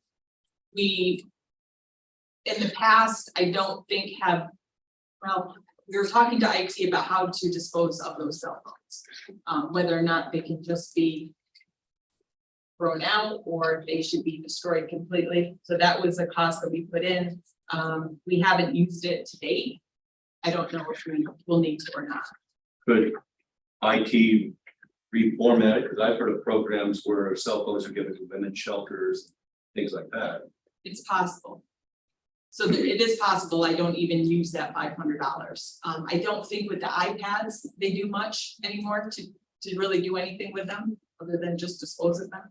So I believe the cell phones might be of the same. Could that be done internally with IT? I'm sorry. Could that be done internally with IT rather than a contract? Contractual expense? And I would like to see them rather being destroyed. Donated to like I said, women's shelters or things like that. Definitely look into that. Bleach doesn't work, does it? That bleach fit with that. Microwave. That was the injected to together code. Okay, anything else, Melissa? Nope. For that corner of the table? Hey, Roger, you're next up, and it's been having so much fun, so better. Sure, I want. I could see you get some more support. All right, so no, I have no revenue except that comes from the workers' compensation fund, the compensation, the safety officer. Is there, additions other than that? There's no revenue. My budget is basically a push, except you'll see, since we have another safety officer. Page 33. You'll see additional carpool expenses, because we have a second car, the second safety officer. Additional training expenses, so we can train the second safety officer. The travel plan has obviously training, most of that takes place at RIT in Rochester, to both the senior safety officer and the safety officer, although they haven't moved the same courses in Schenectady, which we're hoping they do more of. Rochester is moving their courses this week. So most of the expenses are that. There's also one personnel item, and that is when the safety officer position was reinstated. The reinstatement didn't keep pace with the salary schedule, so the base was actually set. With the reinstated base was actually set less than what it should have been. Looking at the old schedule versus the new schedule. So Danielle and I believe Melissa both endorsed moving that base back to where it should have been. So that it kept pace on the schedule where we are now. So that's the only personnel change. I'm still turning down. I'm trying like heck to recruit. At this point in time, I've had 2 recent graduates turn me down for jobs with the state because they're hiring people left and right as well. So, and I haven't gotten a lot of applications either, and I'm not alone in that. From what I understand from my co-workers and the other county attorney's office. But we're still trying, so I anticipate hopefully next year we'll have a full complement of people. So I budgeted for that position right now. But other than that, there are a lot of changes. What? Oh, I'm moving up to the safety officer. You know what? I don't have that. Here, I just want to make sure the board.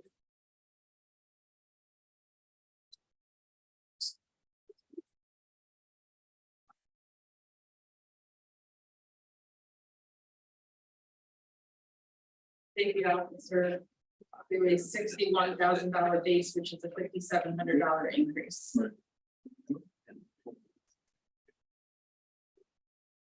Okay, any other questions for Roger? Who are your consultants for? So that's for things that, I can't handle. I can't ethically handle, or things get farmed out. So for example, Al got sued over his one of his tax properties.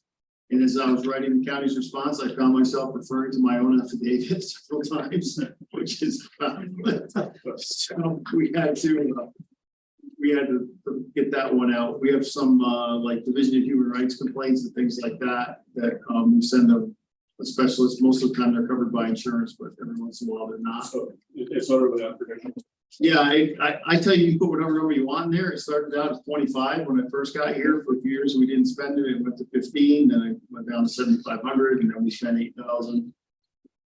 So it's totally unpredictable, and it's needed when it's needed, and we're going to use it. Most of the things we try to handle in-house ourselves. Varying between 200 and 22. Yeah, you never know. This year I think it'll be a little higher, to be honest with you. I think we've had a couple things that just. Yeah, that was getting around to my point. It's 15 enough to put in there. And I know it's a placeholder. We talked about a contingency. Yeah, because I think it'll be enough this year, but barely enough. It depends on how many things we have left over, and I don't know. We just got another Division of Human Rights complaint today, which I'm not going to be covered by insurance, but I don't know. It's $7,000 below the actual last year. Right. Yeah. But you don't. I don't know. I said to you every year when people ask me about cutting that line, I say it's going to be what it's going to be. You realize that. I wasn't advocating cutting it. I was wondering. Right. Yeah, I don't know. I mean, kind of like our town budget, what we put in for attorney fees. Yeah, it has to get that for 20 years. So I would say this is now. All right, if you're comfortable with it, I'm comfortable. Any other questions for Roger? Oh, yeah, your intern program works. Yeah, so we had the intern for the summer. What I was hoping to do was hire 2 new graduates that hadn't passed the bar yet. I was hoping to leverage that into the full-time jobs, but they both went to the state, so we could do the same thing as me. But yeah, it did work really well. I'm really hoping she's due to graduate next spring. I'm really hoping I don't still have to. But yeah, it did work well. I think it worked well for us. In terms of getting a lot of work done, and it worked well for her getting a lot of experience. So I think folks in my office thought it was generally positive. I think my own report system will report at the end of the year, so that's how it went. Very good. And I'd like to keep that position on the books in case I do find somebody who hasn't passed the bar. I can still use them and train them for a lot less rate than the going attorney rate is. And also gets a chance to see how they work and things like that before they pass the bar and then are admitted like into the attorney slot. Okay, And that's all, that's budgeted, so you're. I can, right. sounds good. No other questions for Roger? We'll move on to real property. Floor starts on page 4 with revenue, or excuse me, page 3 for revenue and page 31 for expenses.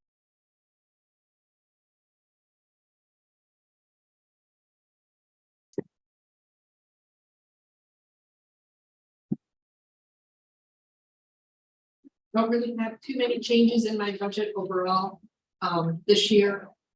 Not too much change on the revenue, it all depends on where things sit and who comes in to buy things and a lot of the stuff that we have out there. On the expense side, I did, the telephone that has been decreased. The office supplies have been decreased. Remember at one point I had to come and ask for $6,000 additionally for paper because of COVID, it was in supply. So I put that down to more of a realistic number for this year. And the education and training has been increased. We do have a new Esri Arc Pro program that we're going to encompass in our office because right now we're only using Esri Arc, and they are going to discontinue support for that in another 1.5 years.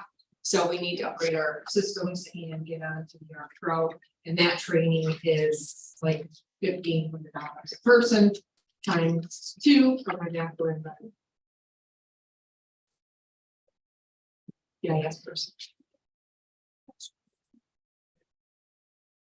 I think this hurts everybody. Dana? Telephone, isn't IT, all the phone charges when they IT? No, we have the cell phone for the assessor. The other was the data, yeah. Okay. Yeah, the main phone system. Well, it's not just Laura, but I just looked through a few of the other departments too. Workman's comp, like 30, 40, 50% on something. Is that standard all through the whole budget? Everything involving insurance. Common and retirement are both significant. I'm like I said, between 30 and 40% in general. That's the number. Wow. Okay. Everything to do with health is increased. And so those jobs, those are related.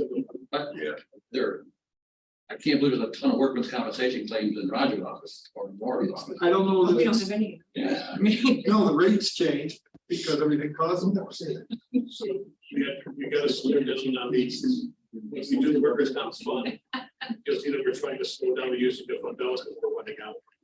So the rest, if you're gonna come less reliant on fund balance, you got to increase the revenue coming in. So Okay. From each department. you'll see more when we do that actual fund. Gotcha. They did put in a travel plan just for my normal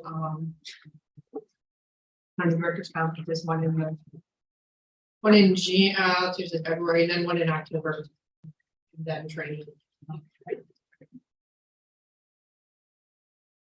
It's possible if I can get a free from New York State for my staff, I try to train them as much as possible.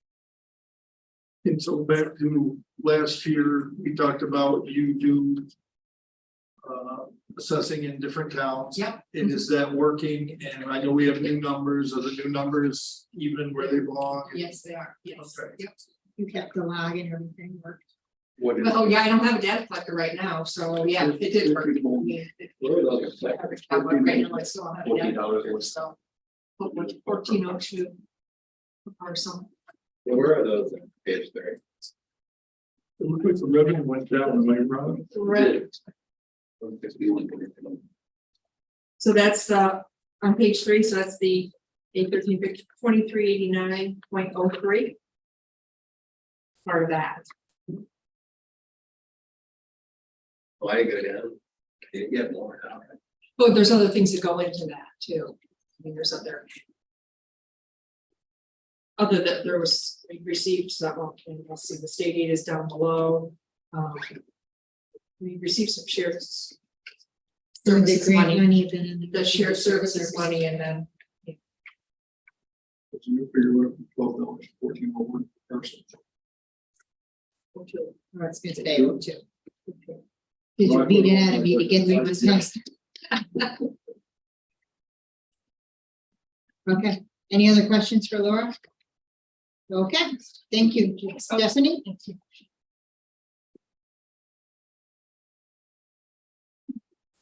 Fee starts on page 4 for revenue and expenses are on page 32.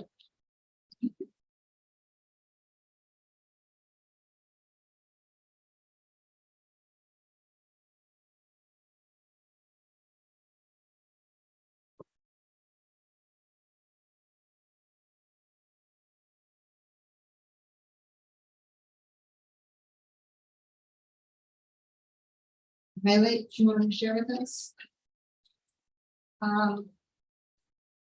so as everybody can see, I didn't change anything other than the payroll. Unfortunately, with the office being at the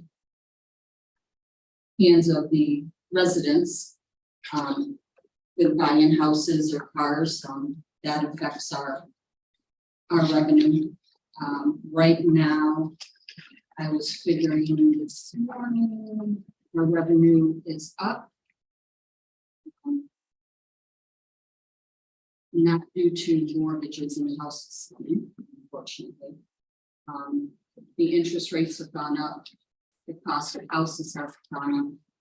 I have a daughter that has just moved back to the area who's getting a little frustrated, but I said, give it time. We just moved back, we've got time. Said everything is still adjusting.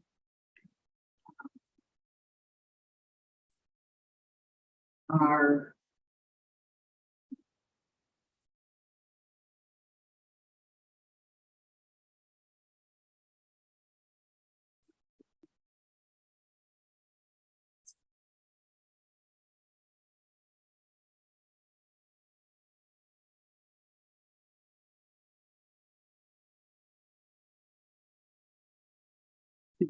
These are somewhat up, more conservative on leaving them where the numbers are or then, right? So- Yes, still shaky grounds. They are starting, registrations are starting to come in, vehicles are starting to come in. Our major increase right now is, with our, sales tax, our use tax revenue. That's up about $25,000 from where it was last year. That money is based on the county surcharge that was passed back in 2004. Every time you register your vehicle, there is an additional fee. It goes to, the check goes to Al, goes into our revenue. Back in 2004, it was passed for maintenance of, towards maintenance of roads, if I'm not mistaken. I wasn't there in 2004, but that is what I have been told. But with the house market and the car still, I'm not comfortable increasing that at all. Even with what the governor has put into place with our new percentage, with the online services, with that increase $145,000. I'd like to say yes, definitely let's boost it up that much, but the houses just aren't selling now. The mortgage is down probably about that much for my revenue right now. So Street, you're saying revenue on the DMV side is up, Revenue on DMV side is up, transactions, use tax is up substantially yes, over last year. yes. And on the county clerk side, they just got title work, mortgages coming in, all that stuff, so we lose on one side, gaining on the other. Correct, and that kind of is how the clerk's office has been for years, majority for years. I mean, we shouldn't say we lucked out during COVID. The interest rates went down, people refinanced, people bought homes. Now they're going up, now they're going towards the cars. Because now we're getting cars on the market, we didn't have the cars back then. Just out of curiosity. What percentage is transactions from walk-ins? You have a rough number what that is? And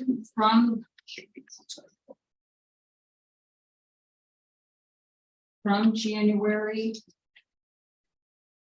to now, we've had 2,749 walk-ins on the DMV side and 394 walk-ins on the county clerk side. Say that again.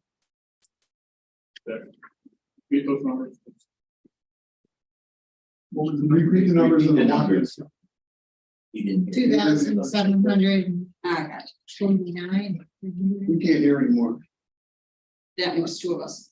2,749 walk-ins on the DMV side and 394 on the county clerk side. So. That's pretty good. Maybe people do like the appointment system. Get walk-ins, the staff must work hard. We tried, we've had a couple this week where we've had to, at the point in time that people have come, we have had to ask them, do you mind waiting 15 or 20 minutes? We had 6 people in there and people scheduled. They said, no, that's great. I've got this to do. I'll come back. And we said, okay. When they come in, the fact that they're only there 15 minutes, usually, unless there are wonderful EDL and enhanced licenses, which would take 2 of my employees to process because of the state regulations for federal license.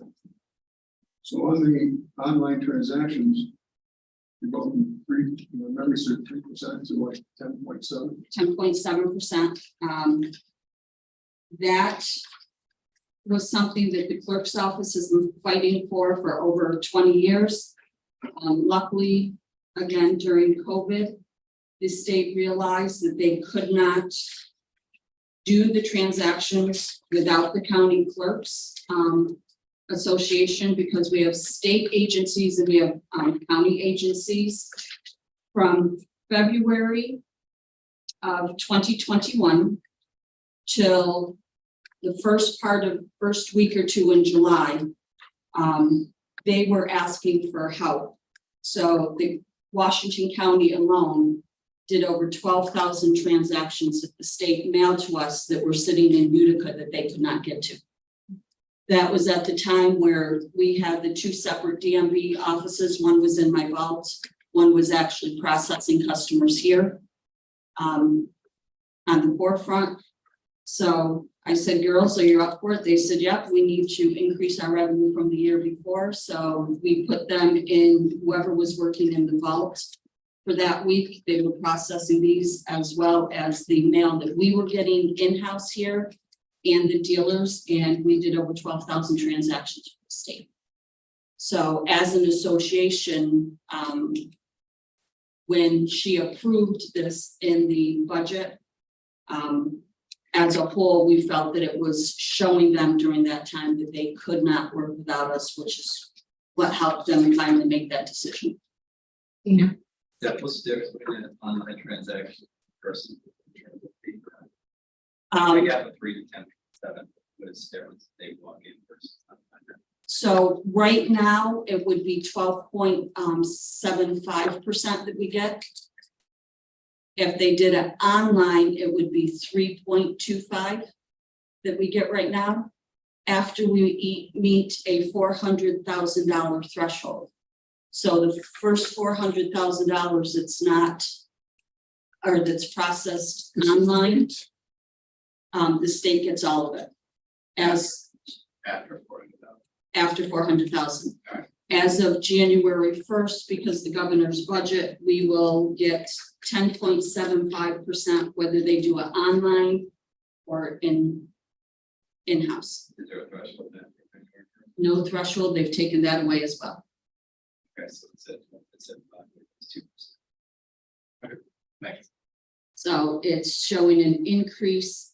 What the state has submitted is we should go up about $145,068. How was the expense shown for the 400,000 the state gets, or is that not an expense line? They just take that. They just take it. They send it in.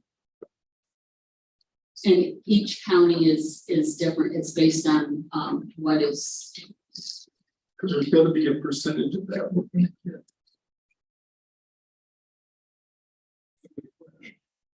I mean, they're going on their 10.7, they're giving you an actual. But if you have 400,000 that doesn't go out the door, it might even be more. That doesn't, that 400,000 goes away as the first year. Yeah. As far as them getting it, that's what I mean, so that, it seems like it would enhance it The more change from than, last year ought to be fairly. that's, yeah, I would think more than what they're suggesting. Yeah.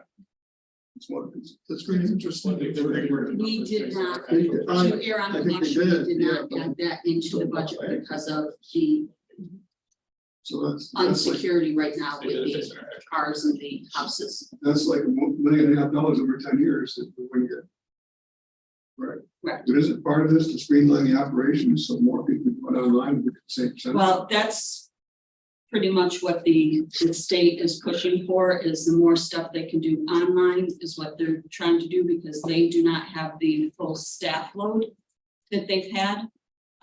They're actually doing it right now with notaries, which is becoming a big headache. So anybody that has notaries in their office, which this is something that we're going to have to talk about as a county as a whole because of the way our vouchers are done. We cannot process notaries in our office anymore as of September 1st. People used to come in, we sent the money to the state at each month, and then we kept ours. Now everybody has to renew online, and then the state sends us our portion. I think we should work with Melissa and just use the county key card. I think it's. Well, if people going online and won't come in, that will help us reduce expenses down the road. Yeah. So it's a win-win-win for everyone. It is. Unfortunately, we have a group of individuals that are not happy that they have to do it online, so So come in. they can't. They cannot renew in-house. They can only renew online. And the bank has already asked me, they had somebody renew in March or April. And she can't do anything because she doesn't have the final okay that she's actually going to process. Where if we had the checks here, they call us, we said, yes, as of this date, it was filed here. It doesn't matter that the state doesn't have it on their line yet. I can't even find that this person says been processed yet. And the state has still not cashed my last two notary. So they're that far behind the process. I was back to the online transaction at the beginning. That's going to help reduce traffic flow down here. Yes, Let's reduce expenses here. yes. That's why I said it's win-win-win-win for everyone here. Next is County Clerks Association. I will let you know in October. And also at my conference in October, there is some federal grant money that the county clerk's offices may also be able to get. We're supposed to be having a hour-long session on that. So as soon as I find out what it entails, I will definitely pass it on. Maybe able to get some more grant money. Any other questions for Stephanie? Right, thank you, Stephanie. Thank you. Your Thanks, staffing requests? You have staffing requests or no? Did you have any staffing requests for 2024? I have two employees that are due for a new check. Motion for motion. And one was an index clerk to a senior recording index clerk. Yes, and that's a not grade 9 to a grade 11, which is about a $2,800 cost. Yes, right. And then account clerk to recording index clerk, that's half a year. Right, correct, in July, and that's a 1 grade increase from an 8 to a 9, and that's $2,300. Yes. Thank you. Okay. Al. The Al's revenues on page 2 and his expenses are page 29. Now, what's refund prior year's expenditures? Exactly. And it's random, we don't budget for it, it could be something that comes in. We get some mental health reimbursements years after they happen. We could get a reimbursement from a vendor. So it's not like it happened just a few months afterwards, it's something you didn't expect and it just showed up. They're not even. Didn't make it to the year it should have made it, so it just showed up. It's something that comes in after the books are closed. After the books are closed, it's not like January 3rd, it's Right. it's like Anything after May, September. anything after May 1st. anything after May 1st. While the books are still open, we can get it where it belongs. And it's random every year. Randomly. Okay. And it might be 15 months, right? Or 18, it's not necessarily the year before. The two biggest changes in my budget on the expense side is the telephone is out. But we've moved the auditing services in. So I have auditing services that forever have been in the county administration budget. After discussions with Melissa, we kind of asked that, well, the answer was because we've always done it that way, and get that answer. So for our independent auditors and the actuaries that have to do our GADB reports, we've moved those two contracts into my budget. It just seemed more appropriate, but let's and I sat down and talked. So they're out of hers and in mine. So it looks like mine went up and hers went down, but general fund wide it's wash. Was it ever because there was conflicts between who did the reporting? That it was a No, separate I office? really think it's because the county administration procured the services and everything, so they just put it in their budget. Okay, I think it was really just that simple, that they procured it, so they just threw it in their budget. Just threw it. Well, your department and every department seems like postage is low if this budget is as of September. Yes. 2/3 through the year, maybe. Do we use meters? Do we use actual stamps? Is this a little bit by the calendar? Do we buy a whole new tranche of stamps at a certain time? Why is it low? So because my largest expense is on October 1st. When I do the tax foreclosure notices, they go out certified and first class to not only the property owners, but all of the interested parties, mortgage holders, lien holders. So most of my postage is one shot in October. So I'm very loaded on that line. and it's not coming this year. Well, I know, I still send the notices out. Still. Do we use a meter? No, we contract with. It was CWI or whatever, but we have a company, used to be Mailings Made Easy, we send it out. Even though there's no sale, we still have to send everything. The notices still have to be done, yes, absolutely. So that when we are able to. We need to have all the ducks in a row so that when we are able to proceed, we can just proceed. Otherwise, you have to start from ground zero. All right, stupid question. No. Do we have a mail room here? How Yes. incoming mail comes, does it go to a mail room? But when the mail gets mailed out, does it go to a central collection spot and then go to? So we all send it to the mailroom to go out, and we all go to the mailroom. So there is a central mail room off the docking station on the side.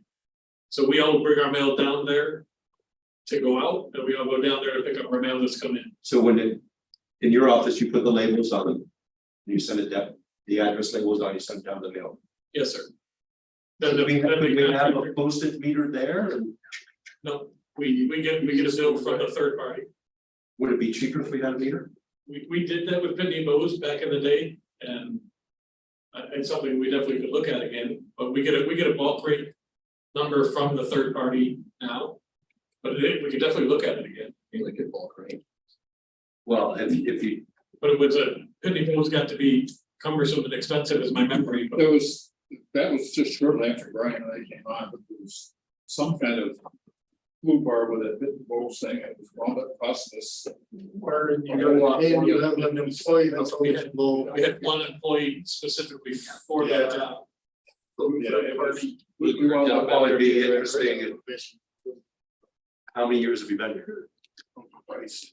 16 and Put a long shades, like 2005 or 6. Even though we were here, I wondered if we were looking at it again to see what the saving, if there would be any savings or We anything. saved almost 10 grand, as I recall at the time. So to get rid of them. we still use it, I don't know, maybe. Well, you'd have extra personnel. You have to have another person. Well, but you'd have to look at the number. to make sense, Right, but I no, think- but I'm just saying you'd have an extra person just in Al's office probably. We still use it.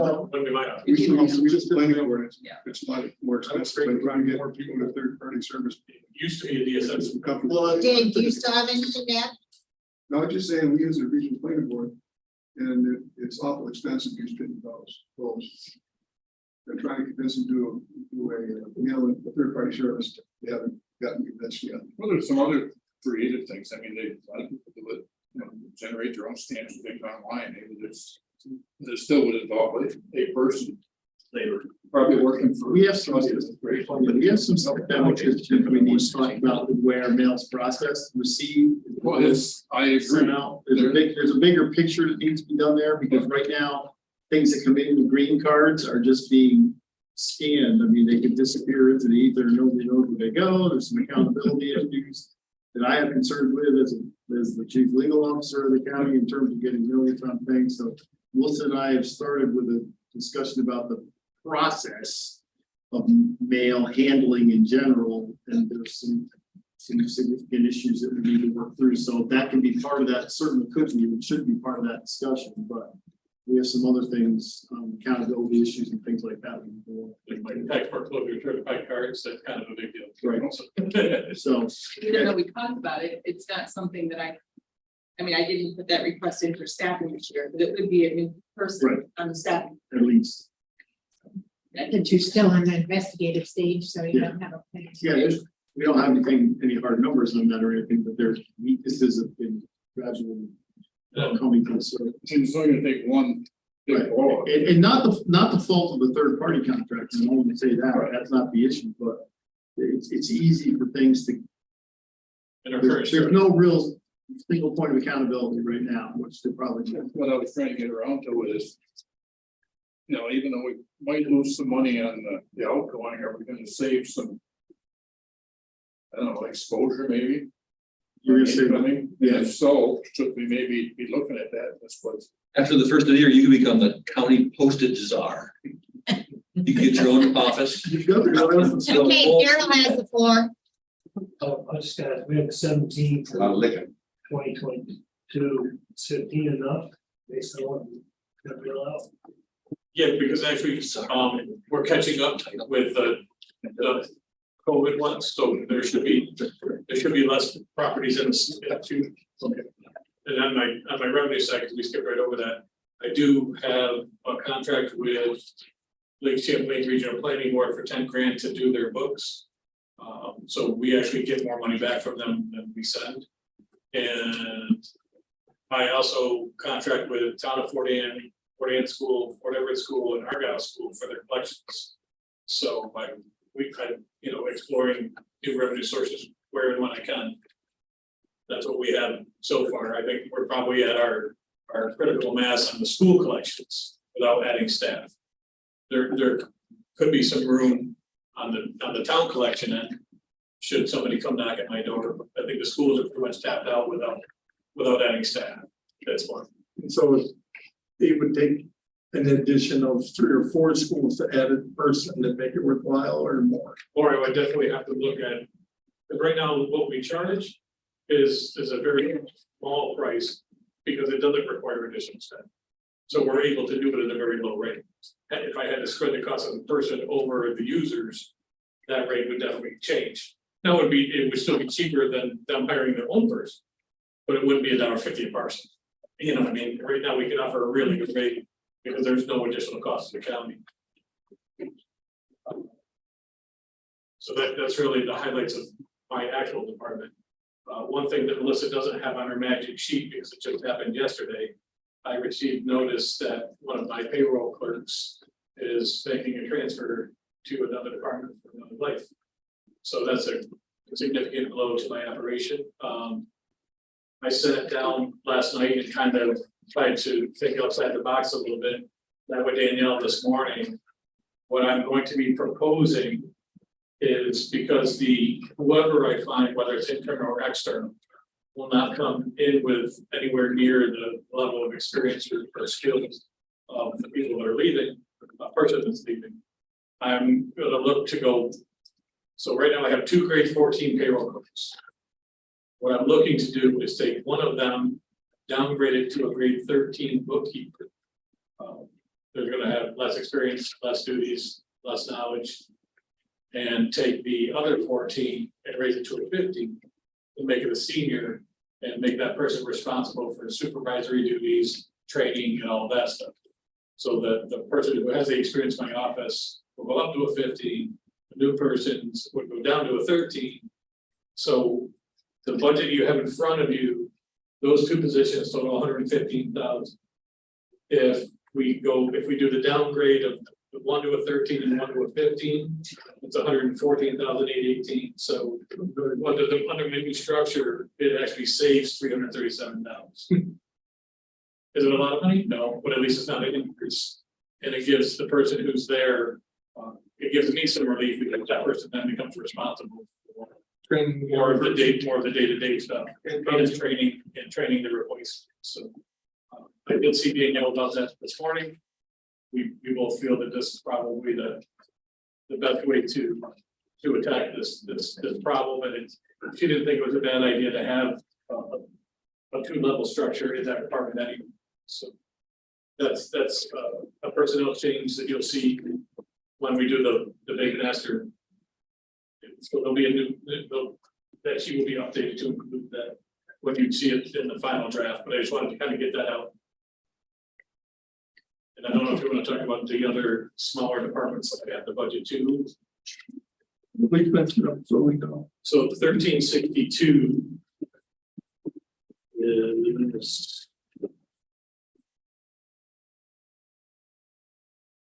Back to advertising. 33. Yeah, it's on the top of page 22. So departments 1362 and 64 are both expense categories that are related to tax option properties. So the tax advertising one is where we run some of the expenses through during the foreclosure process. 1364 is where we run expenses through after we've taken them. So say we foreclose on a train station in Shushan and we gotta go take the garbage out and batten up the hatches. Even if it's buildings and grounds doing that, there's some costs associated with the locks and the plywood and the garbage removal. Those kinds of expenses would come out of here. And then there's the 19 whatever.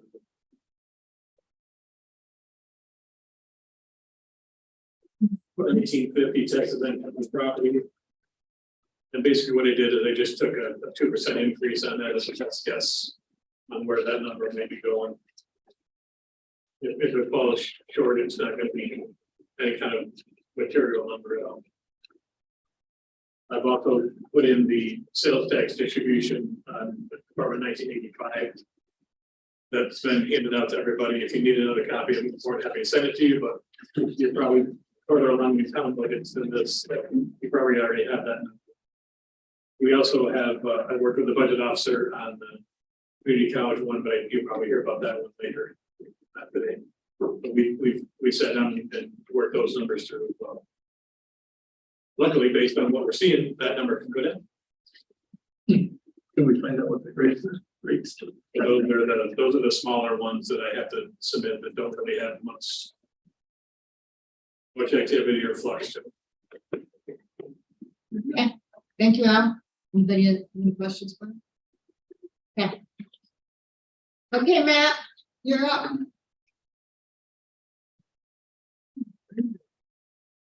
Seriously, you got no deep brown.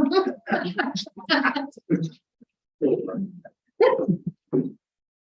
can bring cows on computers a lot.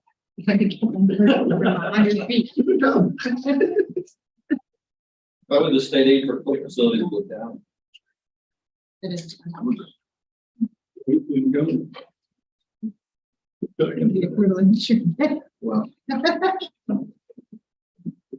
That's good. I usually do this. Okay, I'm at it, Matt. Oh, Matt starts on page 5-6 for revenues and expenses are on 39 to 41.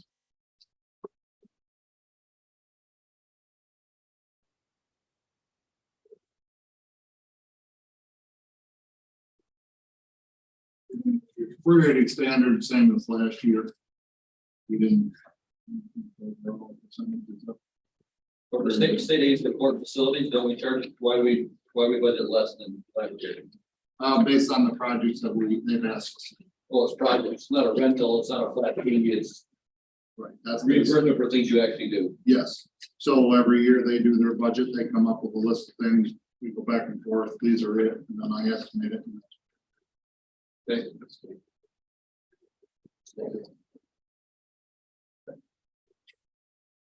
Last year, we had a question on the community development income.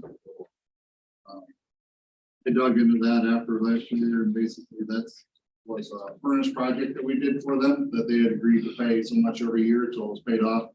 And it got paid off in 21. So. We do budget zero, we don't have projects. It might be something we dig into during government ops to see what the real agreement is. There's no real agreement, the projects between us and them. New phase and stuff like that. In the public health and revenue contract, it shows that the actual was more than the last year's amount. So I anticipate the move. Is it enough? That's the revenue that they're giving us, so that's based on what we do for projects again. So we give an estimate, but throughout the year, something breaks, something this, it may go up, down, but it's based on what we're actually doing out there. It's a contract. Yes, And that includes the move. the move is separate. Yes, the move is separate. Yeah, well, we are getting closer. We actually have the. We've heard that for 3 years. Fair enough. Stress so much. Yeah, sure. Everyone, well, we can talk about it. That's sure. You can see it's been in that number, and I don't see it changing. We kind of have a standard number. Things out there that there's cleaning and other things.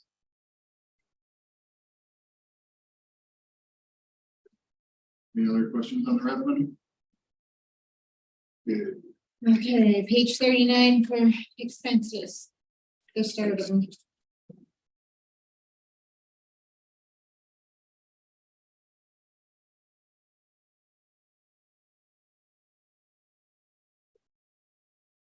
Let's start out, looks like your overtime is almost as high so far this year as it has been the whole year, and as Yeah, it really depends on our December for snow. We have taken use overtime for projects and emergency, you know. Trying to be more accommodating to the operating staff, so of this room or that room, you know, like if we're doing a project in treasurer, so we're not working right over the top of people working, so we do use an early shift more often to try to get stuff done before the regular workforce comes in. A lot of that really just has to do with snow. The snow is a dividing, you know, and the flood. We have overtime, but that's kind of, you know, it wasn't. I would think.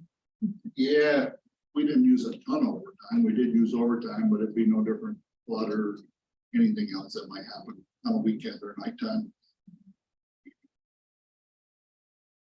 On the very top of page 40, under electric, we got none in 21 and 22. It must have been allocated out to different departments. We budgeted 350 for this year, but we haven't used any. So we're going 275. This is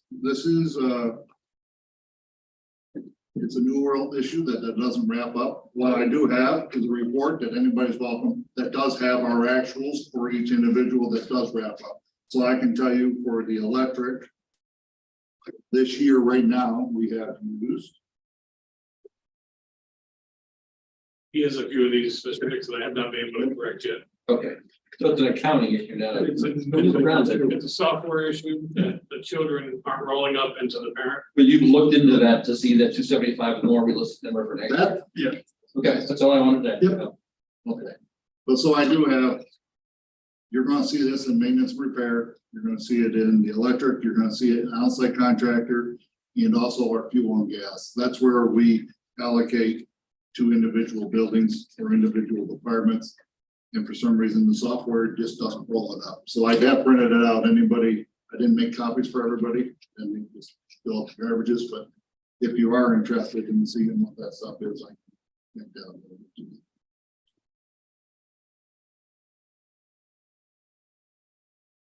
Next question for Matt. Otherwise, like, I held even on pretty much everything. It's always, I think I talk about this every year, it's a balance between how many people we have and how much we can actually do in a year. There is some one-off, purchases here and there. Sometimes it's insurance coverage, sometimes it's not. That can make a dent when we're not expecting it. I do know this year, the maintenance repair that I have 90,000 versus the outside contractor, which is 309. Is a little more like we're over in repair and maintenance, but we're under an outside contractor. And that really just depends on what kind of projects we do throughout the year, whether it's in-house or it's hired out. That is very hard to predict. Because I think I lowered it last year and now we're over. But I raised the other, and that was just based on. Yeah, it's still 0.4 both of them. So. Any other questions for Matt? We also have a budget amendment. Dana? Why are your disposal fees up so high? Well, it's actually outside service. 1624,420. 309,000. Disposal fees are 7,500, whereas previously that has been like $4,000. Oh, okay. We throw stuff out now compared to.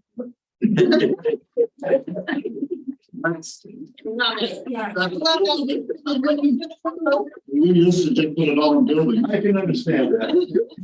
Not ordered anything. Well, can't say for everybody, but if we have anything to do with it, we don't say no. Now, it's still not perfect, but it has been like an ongoing thing. And cost of trash has gone up. Yeah. We don't get the recycling like we used to. Because it costs for recycling. It didn't cost for recycling for years. Now we get charged for it. So there's multitude of things. The more projects we do, the more waste and disposal, if it's a remodel versus a mechanical thing.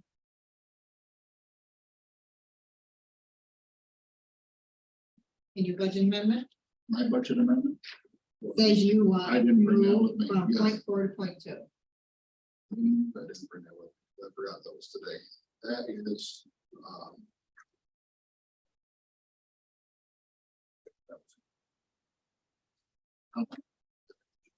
that's all I put on there.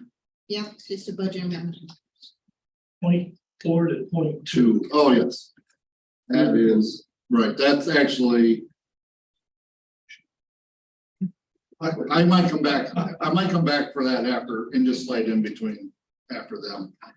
I know what it's for, but I don't wanna say the line's wrong. It's actually moving from one equipment line to the other, because we have money in 0.4 versus 0.2, and it's the $500 threshold.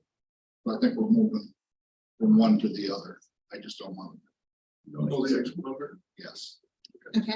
The only other thing, if I can just add just one thing, and I don't Yeah. think this is procedural, is we have an emergency purchase. That is that pump, and I don't. The more I think about it, it's a replacement pump for the sewage for the jail. So it's a $28,000 pump. Since I've been here, we've replaced it once. We've always stocked a spare because it's a 6 to 8 week lead time for this pump. And if it goes bad, It's really bad. it's bad, like. Well, you're gonna move all the inmates. Yeah, but you would end up moving the inmates for a possible 6 to 8 weeks until you can get a new one. So we've always had a spare. I do know that I just went to do it. We had talked about the emergency and then we just found out that, I found out the other day that it wasn't an emergency anymore. Can you shed any light Well, on that? it doesn't meet the definition of an emergency purchase, right? Because we wanted a spare pump. It's a necessity, like we always stocked it. Usually we got around it because it was a rebuild. So basically it's a repair of a pump, so I could just authorize repair. The rebuild of this pump is more than a new one now. So I think it's like 30 versus 28, so why wouldn't you just buy a new one? But the new one falls into different purchasing guidelines. But I'd like to go sole source, I think, in order to make that happen, Right. that's all we had to do. Right. But the sole source is not an easy thing to go through. Like I just got all of it. And basically, if I call FWF, we can't even buy it from our local FWF. We have to buy it through approved distributor, which is in Rhode Island. All these people buy from the same company. It's a JWC pump. So basically, I run into, well, we all get it from the same place. And if you're already, you already quoted out the web, I'm not gonna spend the time to call them. So I can't even get the quotes. But yet, there is the possibility that you could have a different distributor for the FWF. It could be, a different distributor. But they basically walk away from quoting it once they know you've already, because once they call JWC says, well, I've already quoted them. It's like one of these things that you just have to go through a distributor. You can't buy straight from them. I think rather than going through the process of sole source, which takes time, we shouldn't have. Like, as it is, it's a 6 to 8 week lead time. I don't know if we can ask the board or the committee to make it an emergency purchase or no. You don't have to, just waive it. Maybe we can waive our own. That's how we've done it in the past. It's over $20,000. You can get around general municipal. You have to follow the process. It's over 20,000. We can't draw the box. We can do a lot of things under 20,000. 20,000 GML rule. You have to follow general municipal law over 20,000. It's not emergency as defined by emergency. I find it hard to believe that there's no state contract on these, nothing. They listed, they listed a state contract number on it. There you go. But I know Barb was researching that and she said, so I don't know if she actually, That was yesterday. That's the last time I heard about it. and then I just got here, you need to fill all this stuff out. And if there's not a state contract, you just bid it out. Yeah, Right. we can bid it out. Okay, It just doesn't meet the definition for an emergency purchase. That's all. So if it's on state contract, you can just buy it. No sole source, no. No, so it's like, it's so I don't know if that's just their state contract in, So they might have the state contract and whatever you. but it might not be for that particular item. So they have a state contract, like lots of times the distributors, they say they have state contract and then all their items, but not all the items are. But now that we go through source well and all that, there's a higher chance you're gonna find it on the contract. So I'm fine, we'll go through that. I just, so you do know that there is, I don't think it's gonna happen. I mean, personally, we replaced it because it is new, but if it goes bad, we could be in a bad situation due to our purchase. Literally the shit will hit the fan. Right. Pretty much the way it's gonna be. It's $125 a day per inmate for. But unfortunately, like Al just mentioned, it's not our purchasing procurement policy. This is general municipal law in the state. This isn't something that we can change. It's easier when it's internal under the 20,000. But if they say they got a state bid on it, you're good to go, however you gotta do. We're not arguing the fact you need one on the shelf. Yeah. But we They're always very support that, convenient. so. It's fun. But All the guys. The quickest way you can ever do it. Is the pump. Ask for forgiveness later. Sorry, we needed to. So these pumps are specialized. They're all specialized for the instance. It's like, it's not like you can go web and buy them. Yeah. It's a, they build them for your, it's when you get out of residential, like commercial, and then you get into something like this.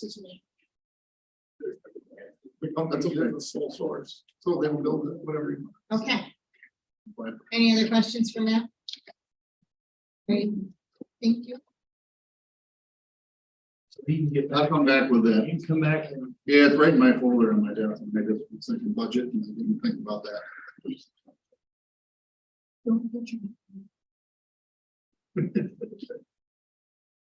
Okay, Jeff and Tom, you're up. We're tired, we're cranky. We can't. You guys, talk to us about what machine. apparently not that. I didn't yell as loud. I made fun of me because I was loud before. Fitting out. Taking his glasses off. Yeah. Both fair. Favors late. They're kind of, yeah, we're doing just, It's on page I'm afraid five, not. 37, 30. I budget, I know it's just. It's something I've never seen. Negative revenue. just stay there. Page 5.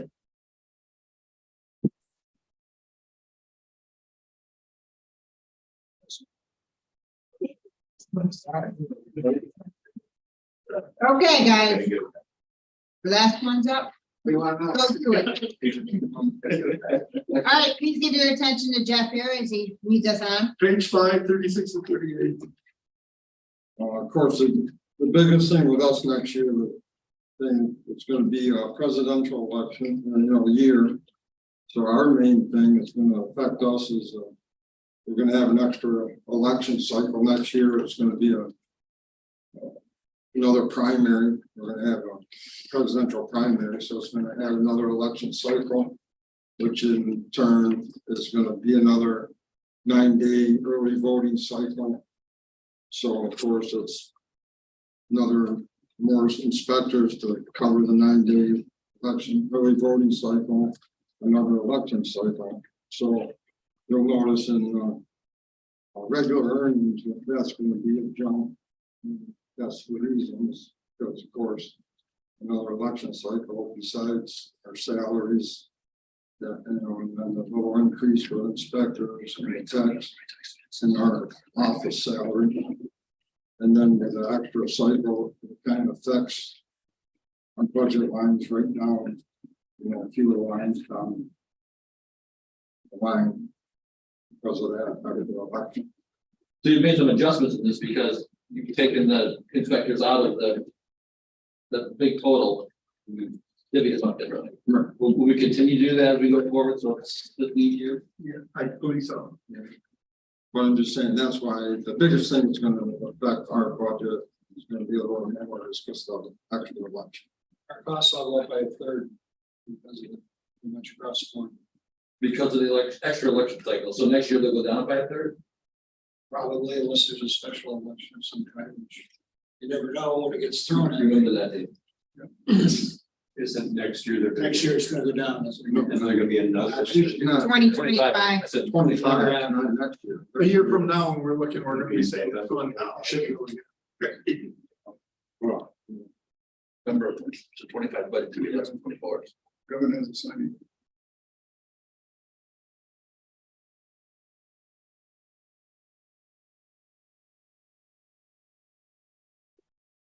As everybody looks at it, is there any specific questions you have when reading their budget? Dana, I have a question on the revenue. 2023 amended, page 5, is a revenue is a negative 57,000. How do you have a negative? Grant money. Yeah, yeah, pay that. Is that the grant money? Here.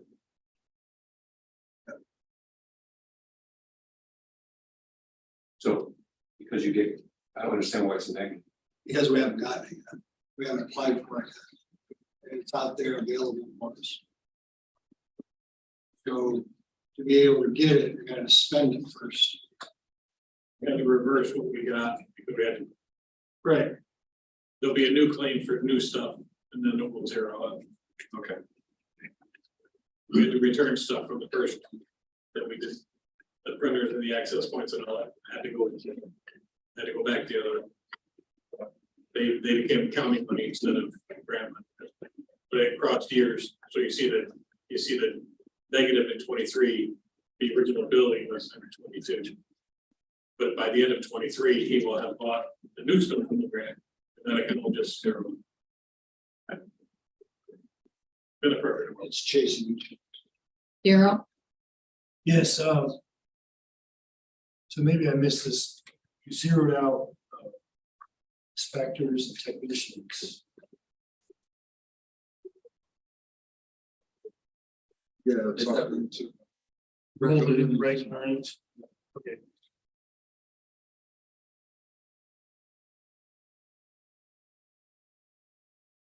Bob, sorry, you were blocked from view. Sue got to have a different hairstyle. Well, if I was taller, I probably wouldn't have that impact. Well, that's the first. Oh, you got to sit on a book. He's got. Yeah, I know. He'd have badge. He's gonna sit on. Two things, your contract expenses are way down. What are your contract expenses for? They were like, for one thing, the clear ballot that we used to have, the scanning. We used to have to pay 2,000 per election. They used to have to do the PBS for us. We don't have to do that anymore because the heart, So what do you got? everything's included in that. So what do you got left? I think we just put that in there just as a buffer in case something came up. And then the other contract stuff now that we used to have to do went to IT, I believe. IT stuff, so the only thing we had was clear ballot to take care of those. Every election was a $2,000 charge. And we don't have to do that anymore because it's all, it's all. You got your printing going up to 13 grand. I thought we were saving a lot of money because we were printing ballots. Right at the site, what's the printing ballots? Huh? You have to buy the paper. Oh, and then That's just paper expense. no, well, the mail check too, printing from the NTS, we do our mail checks every year. And we have to pay for the NTS, the processing for the printing, for the mail check cards. And that's a good chunk every year that comes out of, our printing expense. And looks like you guys are gonna become really intelligent next year. You're going to $5,000 worth of conferences and training as opposed to. Well, we put that in because next year we would like to bring Mindy and Ashley. We'd like to take them with us because we've always gone by ourselves. And we'd like to take them if we could next year, so. They will leave you home and send that. That way they could get a chance to, train and network with other commissioners and with their deputies, because they have their deputies with them also. So we would like to, we put that in. And we can just close the office on those days. No, we'd have inspectors covered. That was gonna be my question. Yeah, so we would have an inspector, one from each party covered office. We can't be the state board. Yeah. We really just have that. Well, we'd like to do that for it. We'd like to bring. Our thing is page 38, but your auto fuels trips. We're doing an extra run on the trucks and the machines. We're gonna run on Friday now to take out cages that have all paraphernalia in it, so. Although the rental of the truck won't go up, we'll go up because we're gonna do 3 runs instead of 2. So that should be a third, not 3 times. The fuel. We gotta go out and back on Friday, out back on Monday, out and back on Wednesday, probably twice. So we're actually more than doubling.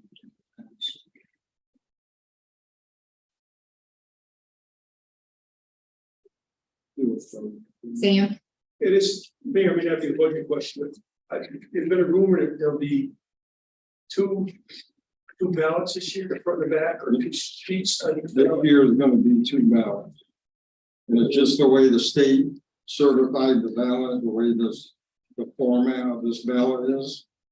The first page is gonna be the JD with all the county offices, and on the back, the props. And then the second page is gonna be the local offices. We ran into a problem that part of the state had resolved. So hopefully after this election, And so when the voter comes, they'll sign the poll book, they print it, it'll be just a 2-page ballot. And the voter will mark both pages and. They're both at the same time. Yeah, and you just cast both. So the machines we got, so they read both sides and it was. Yeah, Right, yeah. well, the ballot comes out, goes back in, writes back. It'll turn it itself? Yep. Okay, I thought you said we have 2 separate pieces of paper. We did. Right, because it's 3 pages. That's what you're saying. Second page. Your first page is gonna have your JD justice and your county offices, and on the back is gonna be your props. Okay. And then the second page, your second ballot is gonna have all your local offices. I'm just concerned that's gonna really slow things down and mess up the election process because you're not used to going and having to do. Oh, good We'll be stuff. fine, 'cause we're gonna have- Count and count.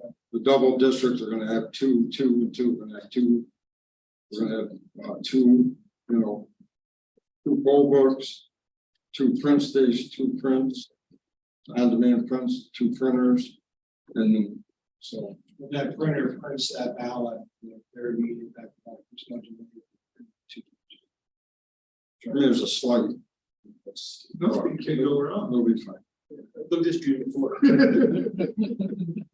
of all kinds of accidents. The new machines know that it takes 2 pages to get one ballot, they'll be able to program that. Yeah, so when the voter walks over to the machine to insert, it's gonna have 2 pieces of paper to insert. Well, they'll pass their first one, it'll pass, and it'll just feed the second one. Yeah, they still gotta feed both the ballots, And we're into our third week of training inspectors. and it's going. They haven't. Will it not matter which side up, which page goes in? No, Okay. because it'll scan and it'll pass the ballot. No, it's good. Any other questions? So, for the board of elections, budget? See if we can have it. Until pre-explain during our. This way, no, this way, this way. Okay, I guess you guys are all set. That's You're all set. Doesn't matter, it's going. Matt, you had your budget transfer?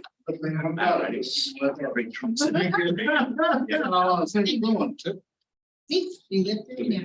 Even more twice. Never comes in there. Goodbye. Twice for somebody. I was optimistic. No, I'm still a second message. This has to do with the flood downstairs. Where Dan stuff replacing the office equipment that was ruined and some of the other aging stuff down through there. The certain percentages will be covered by insurance, but I don't have any money in the line to buy the desk, because the line is 1620.44 or 0.2010 office equipment. And I need to transfer from 44 from outside services, the only thing I have. Nothing into that transfer. So it is 20. You're an obstructionist. Okay, 22,000 That's an instruction. do we have a motion? from 4420 to 2010.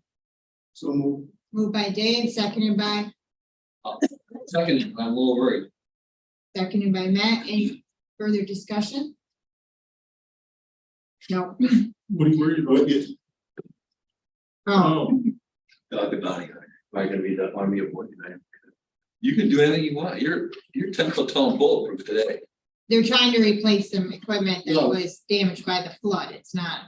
It's all right. I have to have,